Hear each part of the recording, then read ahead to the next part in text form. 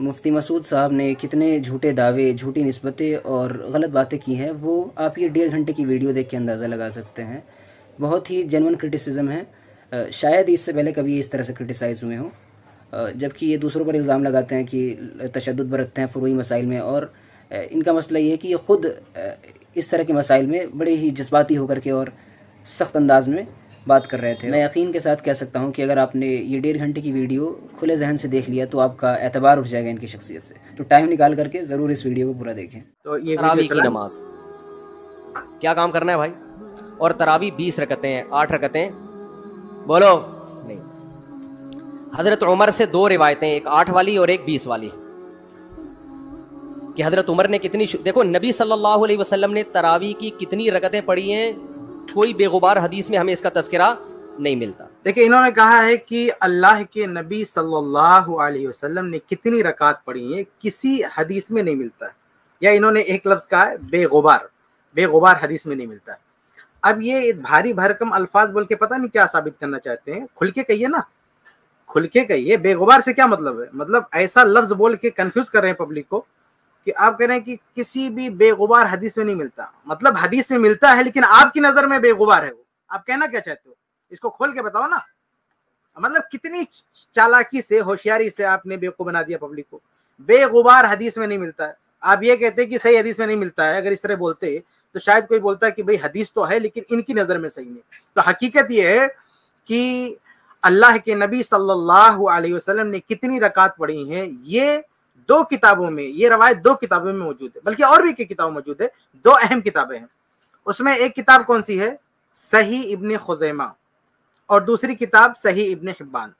صحیح ابن خزیمہ، صحیح ابن حبان، یہ حضرت فرما رہے ہیں کہ بے غبار حدیث میں نہیں ملتا، اور یہ 2 حدیث کی کتاب ایسی ہیں جن کے مصنفین نے کتاب کا نام ہی رکھا ہے صحیح، یعنی کم سے کم ان 2 محدثین کی نظر میں تو حدیث صحیح ہے۔ مفتی طارق مسعود صاحب مانے نہ مانے ان کا مسئلہ ہے، یہ بار بار کہتے رہتے ہیں نا کہ آج کے لوگوں کی رائے مت دیکھو، جو پرانے علماء ہیں ان کی کیا رائے، تو ان کی رائے کیا ہے؟ امام ابن خزیمہ رحمہ اللہ کی تحقیق ہے، حدیث صحیح ہے۔ اب میں عوام سے کہنا چاہوں گا کہ امام ابن خزیمہ کی تحقیق آپ لیں گے یا مفتی صاحب کی تحقیق لیں گے؟ ایسے امام ابن حبان رحمہ اللہ وہ کہتے ہیں یہ حدیث صحیح ہے، اب امام ابن حبان رحمہ اللہ کی تحقیق لیں گے یا ان کی تحقیق لیں گے؟ باقی یہ دونوں روایات کی ڈیٹیل دیکھنا ہو، تفصیل دیکھنا ہو، اس کے الفاظ، اس کا ترجمہ، اس کے راویوں کی پوری بحث، تو جو میری کتاب ہے مسنون رکعت تراویح، اس میں جا کے آپ پوری تفصیل دیکھ سکتے ہیں۔ بہرحال میں یہاں یہ بتانا چاہتا ہوں کہ مفتی طارق مسعود صاحب نے جو یہ کہنے کی کوشش کی ہے کہ اللہ کے نبی صلی اللہ علیہ وسلم نے کتنی رکعت پڑھی تھی، یہ کسی حدیث میں نہیں آیا، یہ 2 حدیثوں میں آیا ہوا ہے، 2 کتابوں میں موجود ہے، دونوں کتابیں صحیح کے نام سے مؤلفین نے لکھی ہیں، اس میں 8 رکعت کا باقاعدہ ذکر ہے۔ اس لیے یہ تاثر دینا کہ کسی بھی حدیث میں، یعنی کسی بے غبار حدیث میں نہیں، ارے غبار آپ کی نظر میں ہو سکتا ہے مفتی صاحب، آپ کی نظر میں غبار ہو سکتا ہے، امام ابن خزیمہ رحمہ اللہ کی نظر میں کوئی غبار نہیں اس حدیث پر، امام ابن حبان رحمہ اللہ کی نظر میں کوئی غبار نہیں اس حدیث پر، اس لیے یہ روایت صحیح ہے، بے غبار ہے، بے داغ ہے، محدثین نے صحیح قرار دیا۔ اس کے راویوں پر بعد کے لوگوں نے جو بھی کچھ جرح کرنے کی کوشش کی ہے، سب کا جواب علماء اہل حدیث نے بار بار دے دیا ہے۔ اس لیے اس طرح سے گول مول بات نہیں کرنا چاہیے، آپ کو کھل کے کہنا چاہیے کہ ہاں نبی سے ثابت، نبی سے حدیث موجود ہے لیکن آپ کی تحقیق میں صحیح نہیں ہے، ائمہ کی تحقیق میں صحیح ہے۔ کتنی پڑھی ہے ہمیں نہیں پتا، یہ ہمیں حضرت عمر کے عمل سے پتا چلتا ہے، کیونکہ حضرت عمر بدعتی بولو نہیں ہو سکتے۔ کہتے ہیں کہ اللہ کے نبی صلی اللہ علیہ وسلم نے کتنی پڑھی، یہ حدیث سے نہیں پتہ چلتا، یہ حضرت عمر رضی اللہ تعالیٰ عنہ کے عمل سے پتہ چلتا ہے۔ حالانکہ میں آپ کو بتا چکا کہ 2 حدیث موجود ہے، لیکن مفتی صاحب اس کو گول کر رہے ہیں، اس کی وضاحت نہیں کر رہے ہیں اور لے جا رہے ہیں عمر ابن الخطاب رضی اللہ تعالیٰ عنہ کی طرف۔ حالانکہ خود عمر ابن الخطاب رضی اللہ تعالیٰ عنہ سے بھی جو ثابت ہے، ابھی مفتی صاحب اس کا تذکرہ کر رہے ہیں، ہم اس کی وضاحت کریں گے، وہ بھی صرف وتر سمیت 11 رکعت، یعنی 8 رکعت ہے اور وتر سمیت 11 رکعت ہے۔ 20 رکعت عمر ابن الخطاب رضی اللہ تعالیٰ عنہ سے ثابت نہیں ہے۔ اب مفتی صاحب اس کے بارے میں کچھ تبصرہ کریں، دیکھتے ہیں اس کو۔ حضرت عمر نے تو اس کا مطلب نبی نے ان 3 دن میں کتنی پڑھی تھی، اور ایک ضعیف روایت میں اس کا تذکرہ بھی ہے کہ نبی نے 20 رکعتیں پڑھی ہیں۔ ہاں اب دیکھیے خود اعتراف کر رہے ہیں کہ ضعیف روایت میں تذکرہ ہے کہ کتنی پڑھا تھا، اور صحیح روایت آپ کو نظر نہیں آ رہی؟ صحیح ابن خزیمہ کی صحیح روایات میں ہے کہ آپ نے 8 پڑھی تھی، صحیح ابن حبان کی روایت میں ہے کہ آپ نے 8 پڑھی تھی۔ جو صحیح روایات ہیں ان کو آپ ادھر ادھر کر کے اس کا نام نہ لے کے آپ کہہ رہے ہیں ضعیف روایت میں۔ ضعیف روایت اس سے کیا لیتا ہے؟ جب صحیح روایت موجود ہے تو ضعیف، اور ضعیف روایت ہے نہیں جو 20 رکعت تراوی، جو 20 رکعت کے نام سے جو روایتیں ملتی وہ ضعیف نہیں، وہ من گڑت ہے، فیبریکیٹڈ ہے، اس میں جھوٹے روات ہیں، کذاب روات ہے. آپ اس کو ضعیف کیا ہلکا کر رہے ہیں؟ وہ ضعیف نہیں، وہ جھوٹ. بہرحال ضعیف ہو تو بھی اس کی کوئی حیثیت نہیں صحیح احادیث کی روشنی میں، لیکن وہ ضعیف بھی نہیں، وہ جھوٹی روایت ہے، من گڑت روایت ہے. کیونکہ جو راوی حضرت عمر سے 8 بیان کر رہا ہے وہی کتنی بھی بیان کر رہا ہے؟ 20 بیان کر رہا ہے. اور جب ہم صحابہ کے دور میں دیکھتے ہیں تو ہمیں سب جگہ 20 نظر آ رہی ہیں، 8 کہیں بھی نظر نہیں آ رہی. تو یہ کیسے ممکن ہے کہ حضرت عمر نے 8 شروع کی ہوں اور کوفہ، بصرہ، دمشق، شام، مصر سب جگہ 20 ہو رہی ہوں؟ دیکھیے مفتی صاحب کہہ رہے ہیں کہ عمر رضی اللہ تعالیٰ عنہ نے 20 رکعت جو ہے جاری کرائی تھی، یعنی 20 رکعت کا دعویٰ کر رہے ہیں، لیکن ایسی کوئی صحیح روایت موجود نہیں. صحیح روایت جو موطا کی روایت ہے اس میں تو 8 رکعت ذکر ہے، یعنی تراویح سمیت 11 رکعت ذکر ہے، 8 کا ذکر نہیں، 20 کا ذکر نہیں. اور یہ جو مفتی صاحب کہہ رہے ہیں نا کہ مصر میں، یمن میں، شام میں، یہاں ہر جگہ جو ہے 20 ہو رہی تھی، یہ کہاں لکھا ہوا ہے کہ 20 ہو رہی تھی؟ یہ آپ کے پاس کون سی دلیل موجود ہے؟ یعنی کس حوالے کی بنیاد پر آپ یہ کہہ رہے ہیں کہ 20 رکعت ہر جگہ ہو رہی تھی صرف؟ اور آپ کا کہنے کا مطلب یہ ہے کہ جب پورے عالم اسلام میں 20 رکعت ہو رہی ہے، اب یہ منطق ان کی دیکھیے، پورے عالم اسلام میں 20 رکعت ہو رہی ہے تو عمر ابن الخطاب رضی اللہ تعالیٰ عنہ 11 رکعت کیسے کر دیں گے؟ یہ ان کا کہنا ہے. لیکن سوال یہ کہ یہ جس مقدمے پر اپنی، جس بنیاد پر اپنی عمارت کھڑی کر رہے ہیں اس کو کون ثابت کرے گا بھائی؟ یہ تو آپ کا دعویٰ ہے نا، یہ تو آپ کا دعویٰ ہے کہ پورے عالم اسلام میں 20 ہو رہی تھی، لیکن ہے کہاں یہاں پہ؟ یعنی کوئی سر پہ بے گئے سر پیر کے آپ ایک دعویٰ کر کے عوام کے سامنے یہ تعصب دے رہے ہیں کہ ایسا لگ رہا ہے کہ پوری روایت بھری پڑی ہے، حالانکہ اللہ کے نبی صلی اللہ علیہ وسلم کے دور میں ایک بھی صحیح روایت موجود نہیں کہ 20 رکعت پڑی گئی.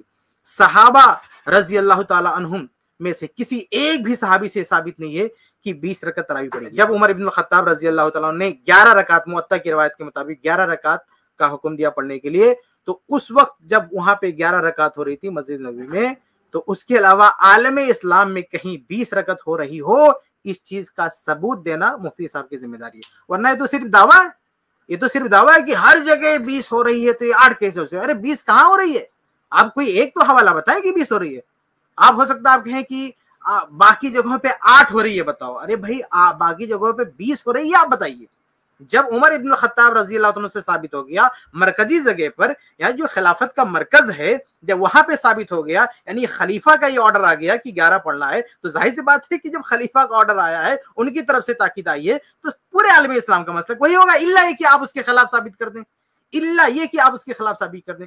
تو عمر ابن الخطاب رضی اللہ تعالیٰ عنہ نے جو 11 رکعت تراویح کا حکم دیا، صحابہ کرام نے پڑھا، اس کے برخلاف کسی ایک بھی صحابی کا اسٹیٹمنٹ نہیں ہے، کسی ایک بھی صحابی کی کوئی صراحت نہیں ہے کہ اس کے خلاف کسی نے پڑھی ہو یا کسی نے کوئی اعتراض کیا ہو، کسی نے کوئی نقد کیا ہو. اس طرح کی صورتحال پر آپ لوگ اجماع کا دعویٰ کرتے ہیں کہ اجماع ہے، تو حقیقت یہ ہے کہ عمر ابن الخطاب رضی اللہ تعالیٰ نے جو تعداد منتخب کی 11 رکعت، اس تعداد کے برخلاف کسی ایک صحابی نے کوئی لفظ نہیں کہا، اور نہ اس کے برخلاف کسی ایک صحابی کا کوئی عمل کسی صحیح روایت سے ملتا ہے. کہ حضرت عمر سے جو 20 والی روایت ہے وہ صحیح ہے، 8 والی صحیح نہیں ہے. اور اس کی سب سے بڑی دلیل یہ ہے کہ موطا امام مالک میں ہے 8 رکعتوں والی، جو امام مالک نے نقل کی ہے، لیکن امام مالک خود 8 کا فتویٰ نہیں، وہ خود 20 سے زیادہ کے قائل ہیں، وہ تو 20 کے بھی نہیں 36 کے قائل ہیں. یہ فرماتے ہیں، کہتے ہیں کہ جو 8 رکعت والی روایت ہے موطا میں، کہتے ہیں کہ اس کے ضعیف ہونے کی دلیل کیا ہے؟ کہتے ہیں کہ اس کے ضعیف ہونے کی دلیل یہ ہے کہ امام مالک رحمہ اللہ خود اس کے خلاف ہیں. یعنی آپ بتائیے کہ امام مالک رحمہ اللہ اس کے راوی ہیں، تھوڑی دیر کے لیے مان لیں کہ امام مالک رحمہ اللہ اس کے خلاف گئے، تو کیا ایک محدث اگر کوئی روایت بیان کرتا ہے اور اس کے خلاف کوئی موقف اپناتا ہے تو اچھا وہ خلاف ہے کہ نہیں، وہ ابھی ہم آگے بات کریں گے، لیکن اگر تھوڑی دیر کے لیے مان لیں کہ اس کے خلاف کوئی موقف اپناتا ہے تو کیا ہم یہ کہیں گے کہ وہ روایت ثابت ہی نہیں ہے؟ یعنی وہ 20 والی روایت ثابت ہے، 20 والی روایت ثابت ہے کیونکہ انہوں نے جو ہے 8 والی روایت پہ عمل نہیں کیا، حالانکہ 20 کا بھی یعنی کسی ضعیف روایت میں بھی نہیں ملتا ہے. ہماری معلومات کی حد تک کسی ضعیف روایت میں بھی نہیں ملتا ہے کہ امام مالک رحمہ اللہ نے 20 والی کوئی بات کہی ہو. ان کی طرف منسوب ہے، ان کی طرف یہ بات ہے کہ ان کے دور میں کچھ لوگ 20 سے زیادہ پڑھتے تھے، لیکن 20 پڑھتے تھے، یہ ذکر نہیں ہے، کوئی ذکر نہیں ہے. تو امام مالک رحمہ اللہ اگر مان بھی لیں کہ امام مالک رحمہ اللہ نے اپنی روایت کردہ جو انہوں نے حدیث روایت کی ہے اس کے خلاف اگر کوئی عمل اپنائے ہو تو اس سے یہ کہاں ثابت ہو جائے گا کہ وہ حدیث ضعیف ہے؟ بھائی اگر کوئی شخص یا کوئی بھی راوی حدیث پہ عمل نہیں کرتا ہے کسی وجہ سے تو بہت سارے اسباب ہو سکتے ہیں، بہت ساری وجوہات ہو سکتی ہیں، کوئی مصلحت ہو سکتی ہے، کوئی عذر ہو سکتا ہے، کوئی مجبوری ہو سکتی ہے، لیکن یہ اس بات کی دلیل تو نہیں ہو سکتی کہ روایت ضعیف ہے۔ یہ پہلی بات۔ دوسری بات، یہ جو مقدمہ ہے نا، یہ جو مفروضہ ہے کہ امام مالک رحمہ اللہ نے 11 سے زیادہ یعنی اپنی حدیث پہ عمل نہیں کیا، یہ امام مالک رحمہ اللہ پر بہت بڑی تہمت ہے، امام مالک رحمہ اللہ پہ سراسر الزام ہے۔ امام مالک رحمہ اللہ کا ایسا جو ہے کوئی فتویٰ نہیں ہے، امام مالک رحمہ اللہ کے شاگردوں میں سے کسی نے بھی یہ نقل نہیں کیا، کوئی صحیح روایت موجود نہیں ہے کہ جس میں یہ ہو کہ امام مالک رحمہ اللہ نے 11 سے زیادہ تراویح پڑھی ہو، بلکہ امام مالک رحمہ اللہ کے جو شاگرد ہیں وہ یہی نقل فرماتے ہیں کہ امام مالک رحمہ اللہ نے جو تعداد منتخب کی ہے اپنے لیے اور جس کو راجح قرار دیا ہے، جس کو صحیح سمجھا ہے، وہ 11 رکعت ہے۔ چنانچہ میں آپ کے سامنے حوالہ پیش کر دیتا ہوں۔ اچھا، اس کی پوری تفصیل جو ہے ہماری کتاب جو مسنون رکعت تراویح ہے اس میں ہے، اس کے صفحہ نمبر 288 کتاب ہے الصلاۃ والتہجد، صفحہ نمبر 287۔ اس میں نے نقل کیا ان کے الفاظ کہ امام اشہب بن عبد العزیز جو امام مالک رحمہ اللہ کے شاگرد ہیں، وہ اپنے استاد سے نقل کرتے ہیں، کیا کہتے ہیں کہ الذی آخذ به لنفسی فی قیام رمضان هو الذی جمع عمر بن الخطاب رضی اللہ عنہ علیہ الناس 11۔ آپ بتائیں کتنے صاف الفاظ ہیں امام مالک رحمہ اللہ کے شاگرد کے، کہتے ہیں کہ میں اپنے لیے جو تعداد اختیار کرتا ہوں کہ میں جو پڑھوں گا وہ کیا ہے، قیام رمضان، یعنی قیام رمضان وہی تراویح، اصل نام اس کا قیام رمضان ہے، یہ تو بعد کے علماء نے تراویح کا ٹائٹل دیا ہوا ہے، جس میں مفتی صاحب آگے کچھ بولیں گے، ابھی ہم بات کریں گے اس پہ۔ تو کہا کہ قیام رمضان یعنی تراویح کی جو تعداد میں اپنے لیے پسند کرتا ہوں، اختیار کرتا ہوں، کیا ہے، هو الذی جمع عمر بن الخطاب رضی اللہ تعالیٰ عنہ، کہ وہی تعداد جس پر عمر ابن الخطاب رضی اللہ تعالیٰ نے الناس لوگوں کو یعنی صحابہ کو جمع کیا تھا، صحابہ و تابعین کو جمع کیا تھا، وہ کیا ہے، 11 تھا، 11 رکعت ہے۔ اور آگے کیا کہتے ہیں آپ دیکھیں، آگے کیا کہتے ہیں، یعنی اب دیکھیے عمل بھی کر لیا اور روایت کا ذکر بھی کر دیا کہ عمر ابن الخطاب رضی اللہ تعالیٰ نے چونکہ 11 پہ جمع کیا تھا اس لیے میں وہی کروں گا، اور کہتے ہیں وہی صلاۃ رسول اللہ صلی اللہ علیہ وسلم، اور صرف اسی پر نہیں رک رہے ہیں، کہتے ہیں یہی اللہ کے رسول صلی اللہ علیہ وسلم کی بھی نماز ہے، کہتے ہیں یہی اللہ کے رسول صلی اللہ علیہ وسلم کی بھی نماز ہے۔ ولا ادری من احدث هذا الركوع الكثير، اور مجھے نہیں معلوم کہ اتنی بڑی رکعات کس نے ایجاد کر کے رکھی ہے، یعنی اتنے سارے رکوع، اتنی ساری رکعات کون بنایا، کہاں سے لایا، ہمیں نہیں پتا۔ آپ دیکھیں مدینہ کے امام مالک رحمہ اللہ، یعنی یہ اشارہ کر رہے ہیں کہ ان کے دور میں کچھ لوگ یعنی 11 سے زیادہ پڑھ رہے تھے، اس کا رد کر رہے ہیں کہ ہمیں نہیں معلوم، یعنی وہ مدینہ کے امام ہیں، امام ہونے کے باوجود بھی کہہ رہے ہیں ہمیں نہیں معلوم، اس کا کوئی سورس پتہ نہیں ہے کہ کہاں سے ان لوگوں نے یہ سب کر لیا ہے۔ اس سے اشارہ ملتا ہے کہ بھائی کسی حدیث کی بنیاد پر نہیں ہو سکتا ہے کچھ لوگوں نے نفل سمجھ کے بڑھا لیا، یعنی ان کا بھی یہ دعویٰ نہ رہا ہو کہ یہ نبی کی سنت ہے، نبی کا طریقہ ہے یا صحابہ کا طریقہ ہے، انہوں نے سوچا ہو کہ بھائی یہ نفل نماز ہے، چلو اپنے حساب سے کچھ پڑھ لیتے ہیں، لیکن امام مالک رحمہ اللہ نے اس کو درست نہیں سمجھا۔ امام مالک رحمہ اللہ نے کہا کہ میں اپنے لیے جو اختیار کرتا ہوں وہ 11 رکعت ہے، اور آگے کہہ رہے ہیں یہی عمر ابن الخطاب رضی اللہ تعالیٰ عنہ کی اختیار کردہ تعداد ہے، انہی نے اسی تعداد پر انہوں نے جمع کیا تھا، اور پھر اللہ کے نبی صلی اللہ علیہ وسلم کی طرف بھی یہ منسوب کرتے ہیں کہ اللہ کے نبی صلی اللہ علیہ وسلم کی بھی یہی رائے ہے۔ اور دیکھیے یہ مفتی صاحب صحیح بخاری کی شرح ہے نا، عمدۃ القاری، علامہ عینی رحمہ اللہ کی شرح ہے، تو اس میں آپ دیکھیں گے کہ علامہ عینی رحمہ اللہ نے بھی عمدۃ القاری جلد نمبر 11 صفحہ نمبر 127، یہ صفحہ یہ دیکھیں ہماری کتاب میں صفحہ نمبر 290 پہ یہ بات موجود ہے۔ علامہ عینی رحمہ اللہ کیا فرماتے ہیں، وہ رکعت تراویح کے بارے میں علماء کا اختلاف ذکر کرتے ہیں، اس کے بعد کیا کہتے ہیں، اس کے بعد کہتے ہیں کہ ایک قول نقل کرتے ہیں کہ ایک قول یہ ہے کہ 11 رکعت پڑھی جائیں گے، اور کہتے ہیں وَهُوَ اخْتِيَارُ مَالِكَ لِنَفْسِهِ، وَهُوَ اخْتِيَارُ مَالِكَ لِنَفْسِهِ، کہ امام مالک رحمہ اللہ نے اسی تعداد کو اختیار کیا، یہ میں نہیں کہہ رہا ہوں، یہ مفتی صاحب کوئی اہل حدیث عالم نہیں کہہ رہا ہے، یہ کون کہہ رہے ہیں، یہ آپ ہی کے یعنی فقہ حنفی سے نسبت منسوب اور ایک بہت بڑے امام بہت بڑے علامہ جنہوں نے صحیح بخاری کی شرح کر رکھی ہے، انہوں نے صحیح بخاری ہی کی شرح میں یہ بات کر رکھی ہے کہ امام مالک رحمہ اللہ نے اپنے لیے 11 رکعت کا قول جو ہے اختیار کیا ہے۔ کتاب کا مؤلف 8 والی ذکر کر رہا ہو مگر خود اس روایت کو وہ اس پر عمل نہ کر رہا ہو، ان باتوں کا کسی اہل حدیث عالم کے پاس جواب نہیں ہے۔ جواب ابھی ہم نے آپ کے سامنے رکھ دیا۔ دیکھیں کتنی مطلب کتنی مفتی صاحب کتنی ہمت کے کتنی جرات کے ساتھ کہہ رہے ہیں کہ اہل حدیث کسی بھی اہل حدیث کے عالم کے پاس جواب نہیں۔ ارے بھائی آپ رکعت تراویح پر لکھی ہوئی اہل حدیث کی کوئی بھی کتاب پڑھیں، سب میں یہ جواب موجود ہے، اور نہ معلوم آپ کیسے کہہ رہے ہیں کہ کسی بھی اہل حدیث کے پاس اس کا جواب نہیں ہے؟ استغفر اللہ۔ یعنی آپ کس بنیاد پہ کہہ رہے ہیں کہ کسی اہل حدیث کے پاس اس کا جواب نہیں ہے؟ ہم کہتے ہیں کون اہل حدیث عالم ہے جس نے رکعت تراویح پہ کتاب لکھی اور یہ وضاحت نہ کیا ہو کہ امام مالک رحمہ اللہ نے اسی تعداد کو اپنایا ہے، امام مالک رحمہ اللہ نے اپنی روایت کردہ حدیث ہی پر عمل کیا ہے، یہ ہر اہل حدیث عالم نے کہا ہے۔ لیکن یہ کہہ رہے ہیں کہ کسی اہل حدیث عالم کے پاس جواب نہیں ہے۔ کیسے نہیں جواب ہے؟ آپ جواب پڑھیے، آپ جواب کو بتا نہیں رہے ہیں، آپ اس کو پڑھ نہیں رہے ہیں، اور آپ کہہ رہے ہیں کسی اہل حدیث کے پاس اس کا جواب ہی نہیں ہے۔ امام احمد بن حنبل سے یہ روایت ہے کہ اس میں کوئی مخصوص عدد ثابت نہیں ہے، جتنی چاہے پڑھ لو، لیکن امام احمد کی جو اپنی اصل کتابیں فقہ کی، اس میں امام احمد کے شاگرد جو امام احمد سے ذکر کرتے ہیں وہ ذکر کرتے ہیں امام احمد بن حنبل کے نزدیک بھی 20 رکعتیں مختار ہیں۔ مفتی صاحب اس کا آپ نے کوئی حوالہ نہیں دیا ہے کہ امام احمد رحمہ اللہ نے جو ہے 20 اپنے لیے منتخب کیا ہے۔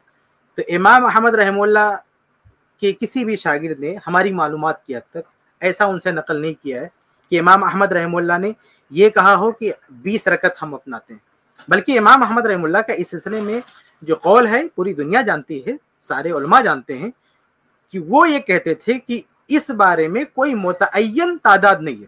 ان کا ماننا یہ تھا کہ جتنا چاہو پڑھ لو۔ آپ 20 کہاں سے لے آئے اس میں بھائی؟ امام احمد رحمہ اللہ کی طرف آپ نے 20 کہاں سے منسوب کر دیا؟ بلکہ امام احمد رحمہ اللہ بغیر کسی متعین تعداد کے جتنا ان کو توفیق ملتے تو نہ پڑھتے تھے۔ اور آپ نے تو کوئی حوالہ نہیں دیا، لیکن میں حوالہ دیتا ہوں امام احمد رحمہ اللہ کے صاحبزادے، ان کے جو بیٹے کی کتاب، ان کے جو بیٹے ہیں عبداللہ رحمہ اللہ، ان کی کتاب مسائل الامام احمد صفحہ نمبر 96، اس پہ وہ کہتے ہیں کہ رأیت ابی، میں نے اپنے ابا کو دیکھا، یصلی فی شہر رمضان، کہ وہ رمضان کے مہینے میں پڑھ رہے تھے کیا؟ مالا احسی التراویح، تراویح پڑھ رہے تھے، ولا یصلی بین التراویح شیء وکان یکرہ مالا احسی التراویح، یعنی وہ اتنی تراویح پڑھ رہے تھے جتنا میں گن، تراویح یعنی وہ جو ہے 4 رکعت پڑھ کے، یعنی اتنا زیادہ وہ پڑھ رہے تھے کہ میں اس کو گن نہیں سکتا تھا، یعنی بغیر کسی متعین تعداد کے وہ پڑھتے جا رہے تھے۔ تو ان کے صاحبزادے تو کہہ رہے ہیں کہ امام احمد رحمہ اللہ نے اس سلسلے میں کوئی تعین نہیں کی ہے، وہ بے حساب یعنی بغیر کسی اعداد و شمار کے پڑھتے جا رہے تھے۔ امام ترمذی رحمہ اللہ نے بھی امام احمد رحمہ اللہ کے حوالے سے یہی بات نقل کی ہے۔ تو امام احمد رحمہ اللہ کا یہ قول معروف ہے، آپ پتہ نہیں کہاں سے 20 لے آئے کہ امام احمد رحمہ اللہ نے 20 کی بات کی؟ کہاں کہی ہے بھائی؟ کون سی کتاب میں امام احمد رحمہ اللہ نے کہی ہے؟ اور امام احمد رحمہ اللہ کی کس شاگرد نے یہ بات نقل کی ہے؟ میں تو ان کے بیٹے سے نقل کر دیا کہ ان کے صاحبزادے نے کہا ہے کہ وہ پڑھتے جا رہے تھے اور ہم اس کو گن نہیں سکتے تھے کتنا پڑھتے تھے، یعنی کوئی اس کا حساب کتاب نہیں تھا۔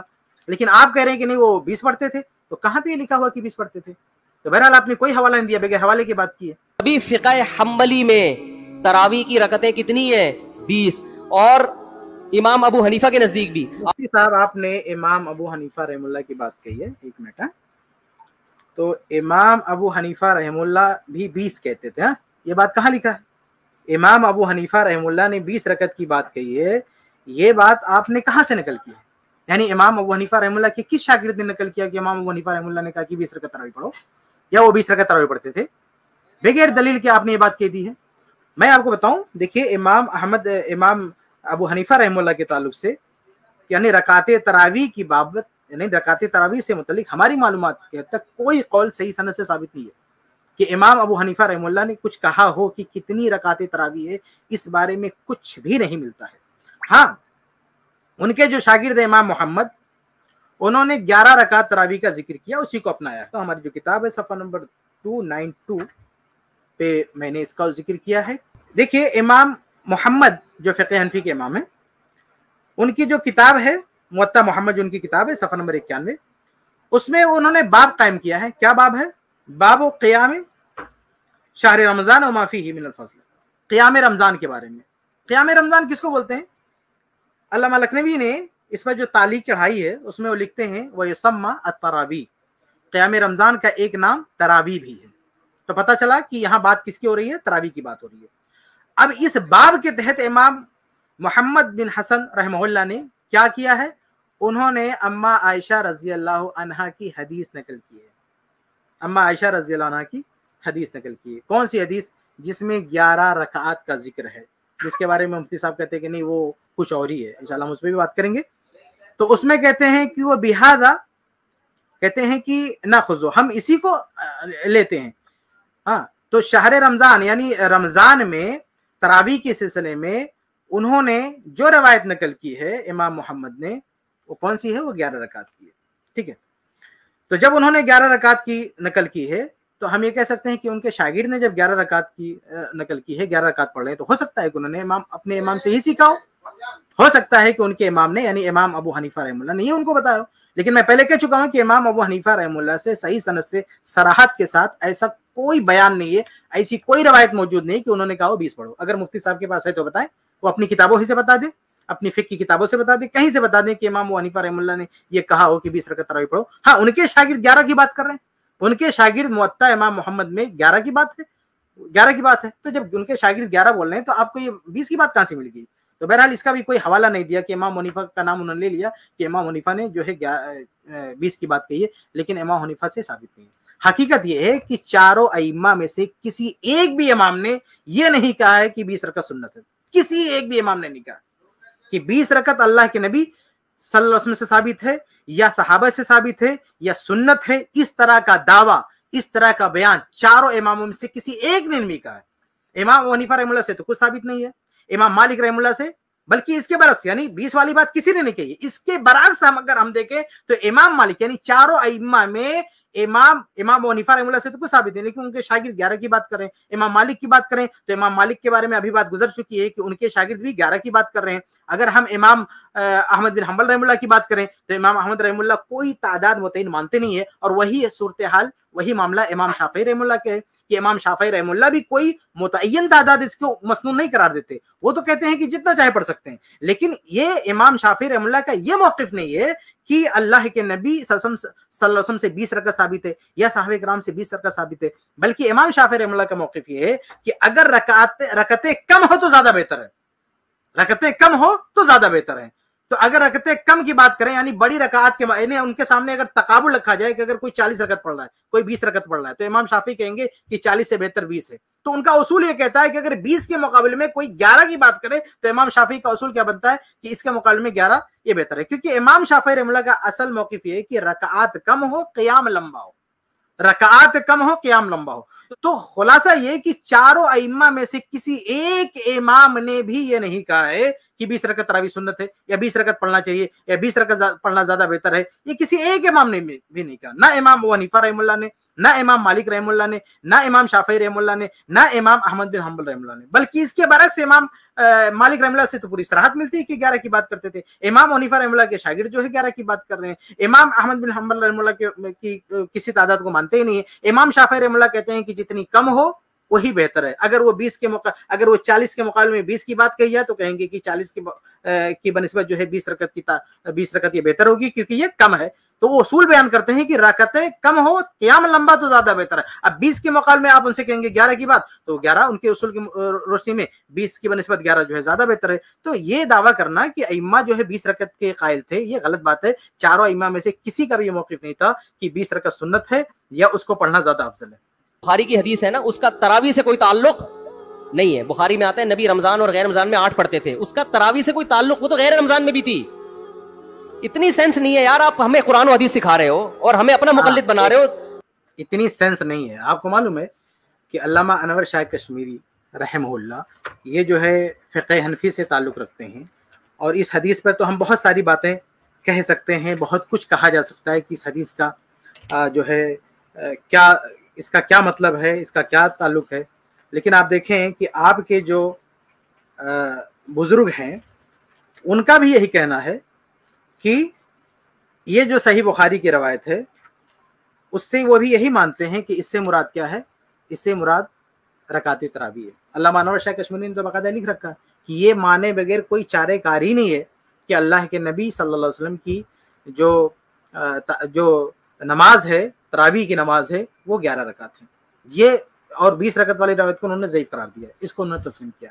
आप जो कह रहे हैं कि वो अलग नमाज थी, यानी रमजान में भी पढ़ते थे, गैर रमजान में पढ़ते थे, भाई वही तो ताजुद की नमाज है, वही तो तरावी है।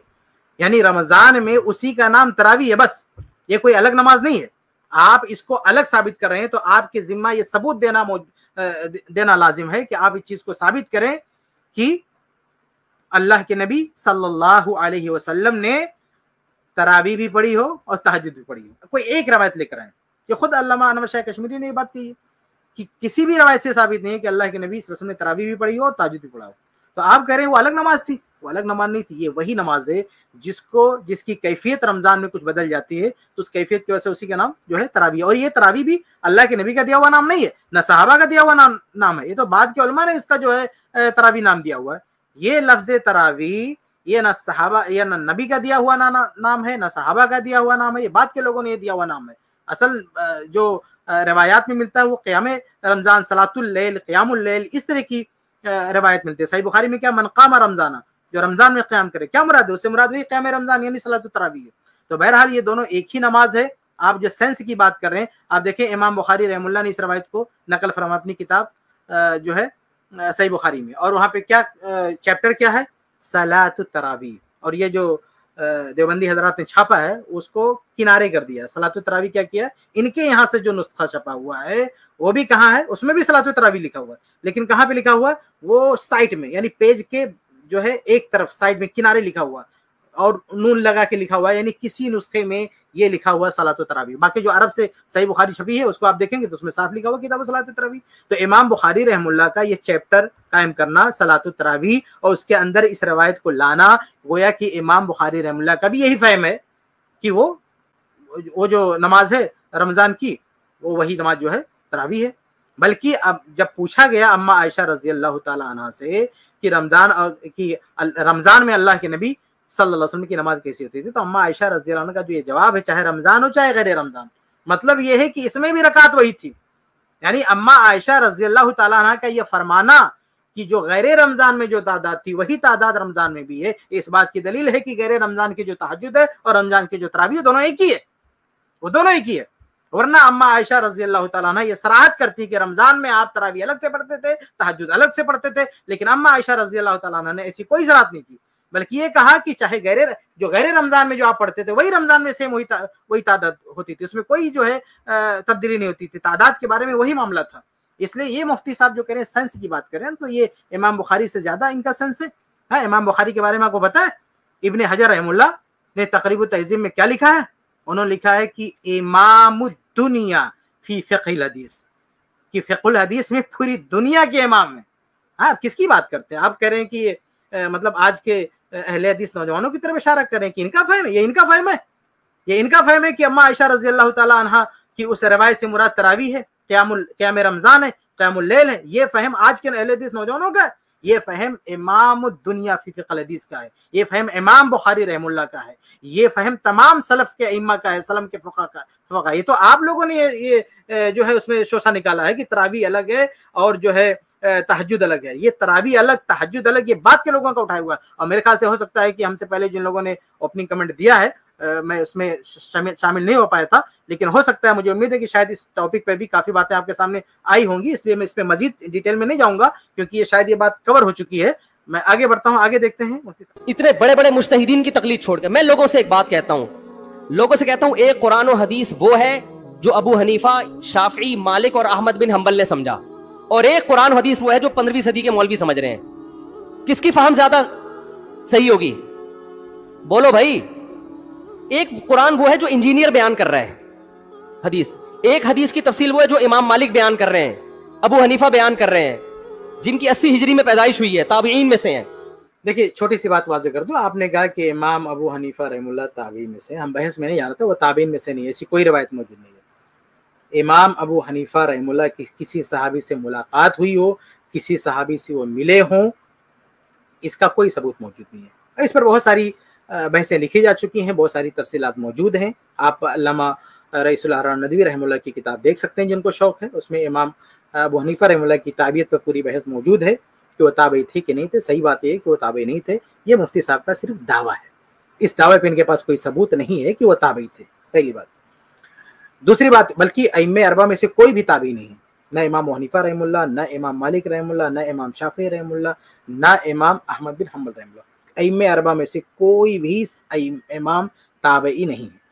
अब मुफ्ती साहब ने यहाँ पे जो असल बात कही है वो ये कि आप किसका फहम लेंगे, वो 1400 साल के बाद किसी का फहम लेंगे, या जो पुराने अइम्मा ने जो पुराने अइम्मा का जो फहम है वो लेंगे। अरे भाई, आपको पता है कि हम लोग अपने आप को क्या कहते हैं? हम लोग अपने आप को सलफी भी कहते हैं। सलफी का मतलब क्या होता है पता है? सलफी का मतलब क्या होता है? सलफी का मतलब फहमे सलफ के पाबंद। ये जो आप कह रहे हो ना, ये तो बात क्या, आप अइम्मे अरबा की बात कर रहे हो। अरे हम तो कहते हैं सहाबा का फहम मिलता है तो सबसे मुकद्दम करना है। आप 1400 साल के बाद आप कह रहे हो कि आप ये तासुर दे रहे हो आवाम को कि ये लोग किसी अहले हदीस के फहम पे चलते हैं या किसी इंजीनियर के फहम पे चलते हैं। नहीं। हाँ, अहले हदीस ये हो सकता है कोई जो अहले हदीस से ताल्लुक ना रखता हो, उसका ये मसलक हो, उसका ये मनहज हो, तो किसी आज के लोगों के फहम पे चलता है। लेकिन हमारा जो मनहज है, हमारा जो मसलक है, हमारा जो मानना है, हमारी जो आइडियोलॉजी है वो ये फहमे सलफ, इत्तिबाउ दलील बेफहमी सलफ। हम दलील की पैरवी करते हैं सलफ के फहम के मुताबिक। हम अइम्मे अरबा की बात भी छोड़ देंगे, चारों अइम्मा का किसी मसले पे इत्तेफाक भी हो तो भी छोड़ देंगे अगर सहाबा रज़ी अल्लाह अन्हुम का मसला, सहाबा रज़ी अल्लाह का फहम उसके खिलाफ मिलता है। मैं आपको मिसाल भी दे दूं। मिसाल के रमजान चला, रमजान ही से मतलब मिसाल देता हूँ। रमजान में जो मुर्जिया है, दूध पिलाने वाली औरत, जो हामिला है, यानी हमल से कोई औरत है, तो इसके बारे में चारों अइम्मा की तरफ बात क्या मंसूब है कि ये लोग बाद में क्या करेंगे? रोजों की कज़ा करेंगे, बाद में रोजों की कज़ा करेंगे। जबकि सहाबे कराम से आसार क्या मिलते हैं? सहाबे कराम का फहम क्या है? सहाबे कराम का फतवा क्या है? अच्छा, इस बात को मैंने तलाक वाली किताब में लिखा है। तलाक वाली किताब में मैंने ऐसे 10 मसाइल बयान किए हैं जिस पर अइम्मे अरबा का इत्तेफाक है या मज़ाहिब अरबा का इत्तेफाक है, लेकिन हक उसके अलावा है। ऐसी मैंने कई मिसालें दी हैं। उसी में से ये मिसाल भी है कि सहाबे कराम का फहम हमारे सामने मौजूद है। वो कहते हैं कि जो मुर्जिया हो या हामिला हो, अब्दुल्लाह बिन अब्बास रज़ी अल्लाह तआला अन्हु, अब्दुल्लाह बिन मसूद रज़ी अल्लाह तआला अन्हु, ऐसे बाद सहाबे कराम से ये चीज मनकुल है। ये हमारी किताब में आप देख सकते हैं डिटेल। तो सहाबे कराम का ये फहम और मुत्तफका फहम है, यानी उस फहम के बरखिलाफ किसी दूसरी सहाबी से कोई रवायत भी मौजूद नहीं है।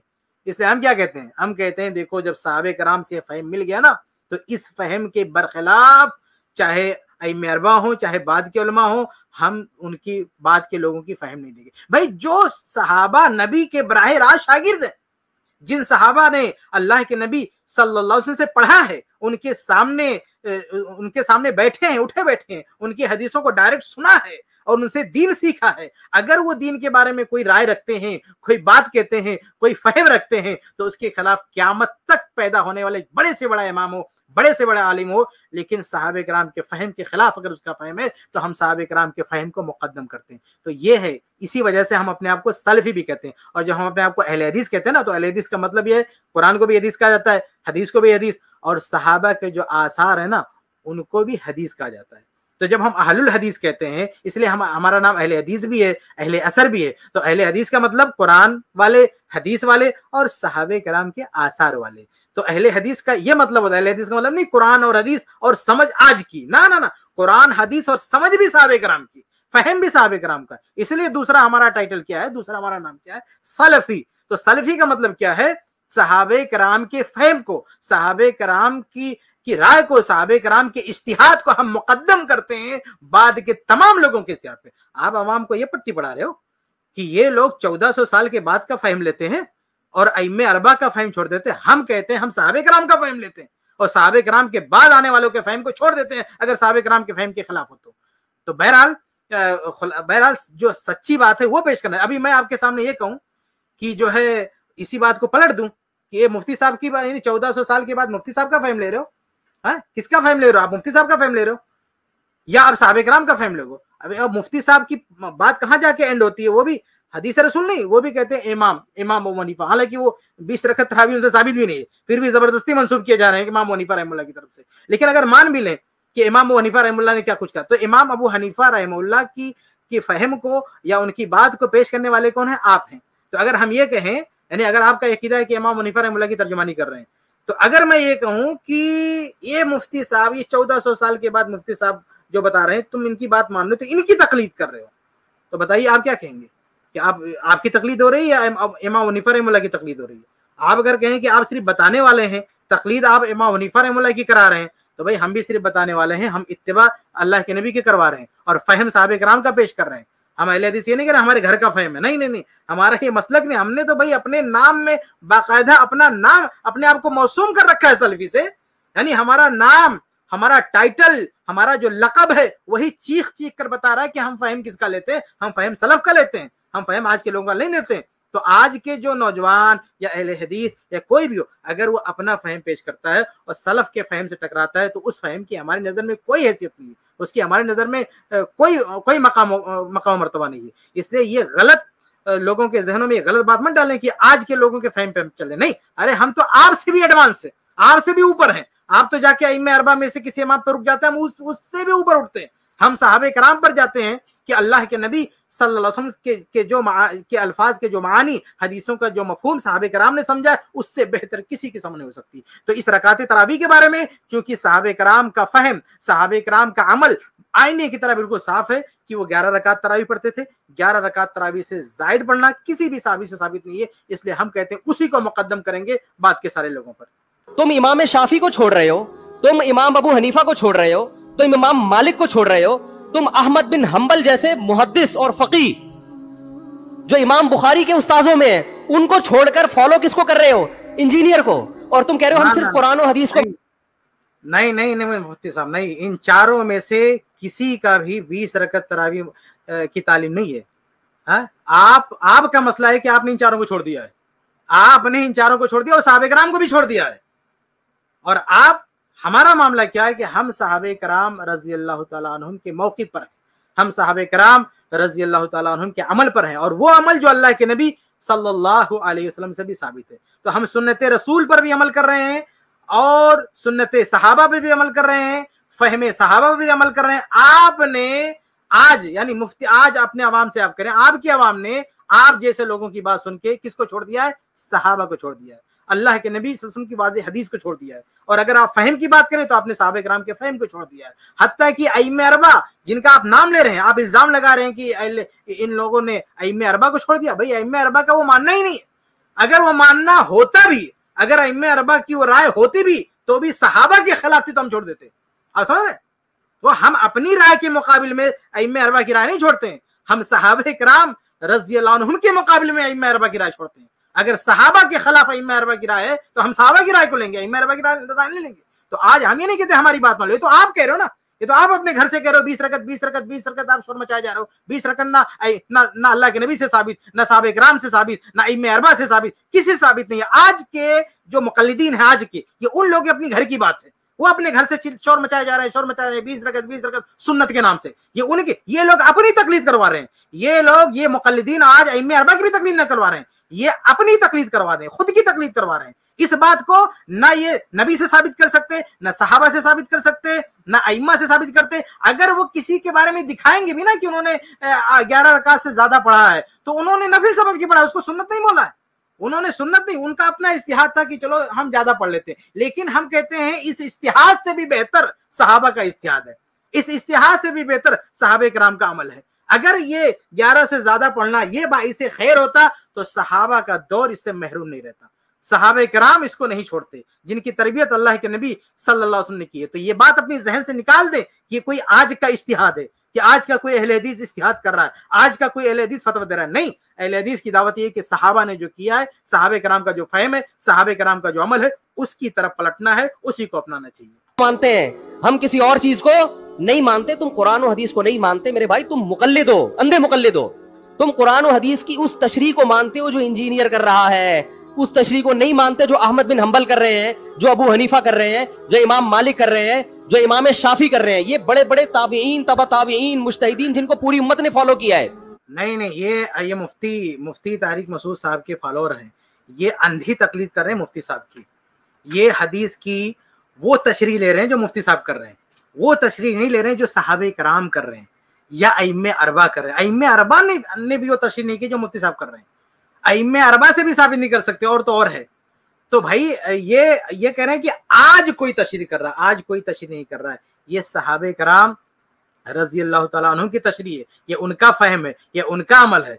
तो इस तरह से आप बात घुमाइए नहीं, लोगों को कंफ्यूज ना करें, लोगों से ये ना कहें कि भाई ये लोग ये आज के इन लोगों को मानने, नहीं, ये लोग अपनी बात नहीं कर रहे हैं, इनका अपना इज्तिहाद नहीं है, ये साहबे कराम का इज्तिहाद कर लें, साहबे कराम का अमल है, साहबे कराम का उसवा है, साहबे कराम की सुन्नत है। तो साहबे कराम की सुन्नत अगर हमारे पास आ गई, अल्लाह के नबी सल्लल्लाहु अलैहि वसल्लम की हदीस भी उसके खिलाफ नहीं है, तो हदीस रसूल और सुन्नत सहाबा जिस पर मुत्तफिक है, सब एक ही बात है, तो उसके मुकाबिल किसी की भी बात आएगी तो हम उसे दीवार पे मार देंगे। हालांकि किसी की बात भी साबित ही नहीं है, जो कुछ है उनका अपना इख्तियार है, लेकिन अइम्मे अरबा या किसी भी मुस्तनद इमाम से साबित नहीं है कि 20 रकअत तरावी सुन्नत है, वही हमको कहना है। ये आज के मुक़ल्लिदीन, चाहे वो हनाबला हो, चाहे वो हनफिया हो, ये आज के मुक़ल्लिदीन शोर मचा रहे हैं 20-20, ये सारा शोर शराबा आज के लोगों का है। वरना पुराने लोगों ने 8 से ज्यादा पढ़ा होगा, लेकिन ये शोर नहीं किया है, ये दावा नहीं किया है, उन्होंने ये दावा नहीं किया यही सुन्नत रसूल है, उन्होंने अपने हिसाब से समझा, उन्होंने खुद कहा ये भाई हमारी समझ है। तो भाई हम आपकी समझ है, आप अपने पास रखो, लेकिन हमें साहबे कराम की समझ ज्यादा प्यारी है, हम साहबे कराम की समझ से आगे नहीं बढ़ना चाहते। आपको बढ़ना आप बढ़ो, तो हमारा जो हम 20 रकअत तरावी और 8 रकअत तरावी के मसले में मसला हमारे इज्तिहाद का नहीं है, बल्कि साहबे कराम के अमल का है, उनकी सुन्नत का है, तो हम उनकी सुन्नत पे चलते हैं। इमाम मालिक की हदीस है, उस 8 रकअत पे इमाम मालिक ने फतवा नहीं दिया। क्यों? इसलिए कि वो हदीस मुस्तरब है, उसमें रावी एक बयान पे टिकता नहीं है, कहीं 20 बयान करता है, कहीं 8। जब रावी के बयान में तजाद हो तो हदीस मुस्तरब होने की वजह से रद्द हो जाती है। और मैं आखिरी बात करके बयान को खत्म करता हूं। किसने कहा कि मुस्तरब हदीस है? वो किसने कहा? इमाम मालिक रहमतुल्लाह ने कहा। इमाम मालिक के हवाले से मैं अभी आपको बता चुका हूं कि इमाम मालिक रहमतुल्लाह ने उस हदीस की रवायत किया है।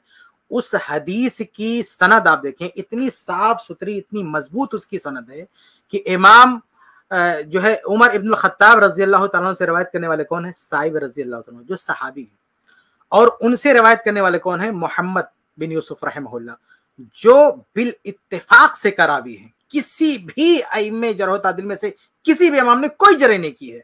और उनसे रवायत करने वाले इमाम मालिक रहमतुल्लाह। किसको इस तरह हुआ भाई? ये सनद आपके सामने है। कौन, कहां से नकल हो रही बात? उमर इब्न खत्ताब रजी अल्लाह तआला अन्हु से। उनसे किसने नकल किया? उनसे नकल किया है साइब रजी अल्लाह तआला अन्हु, साइब बिन यजीद रजी अल्लाह तआला।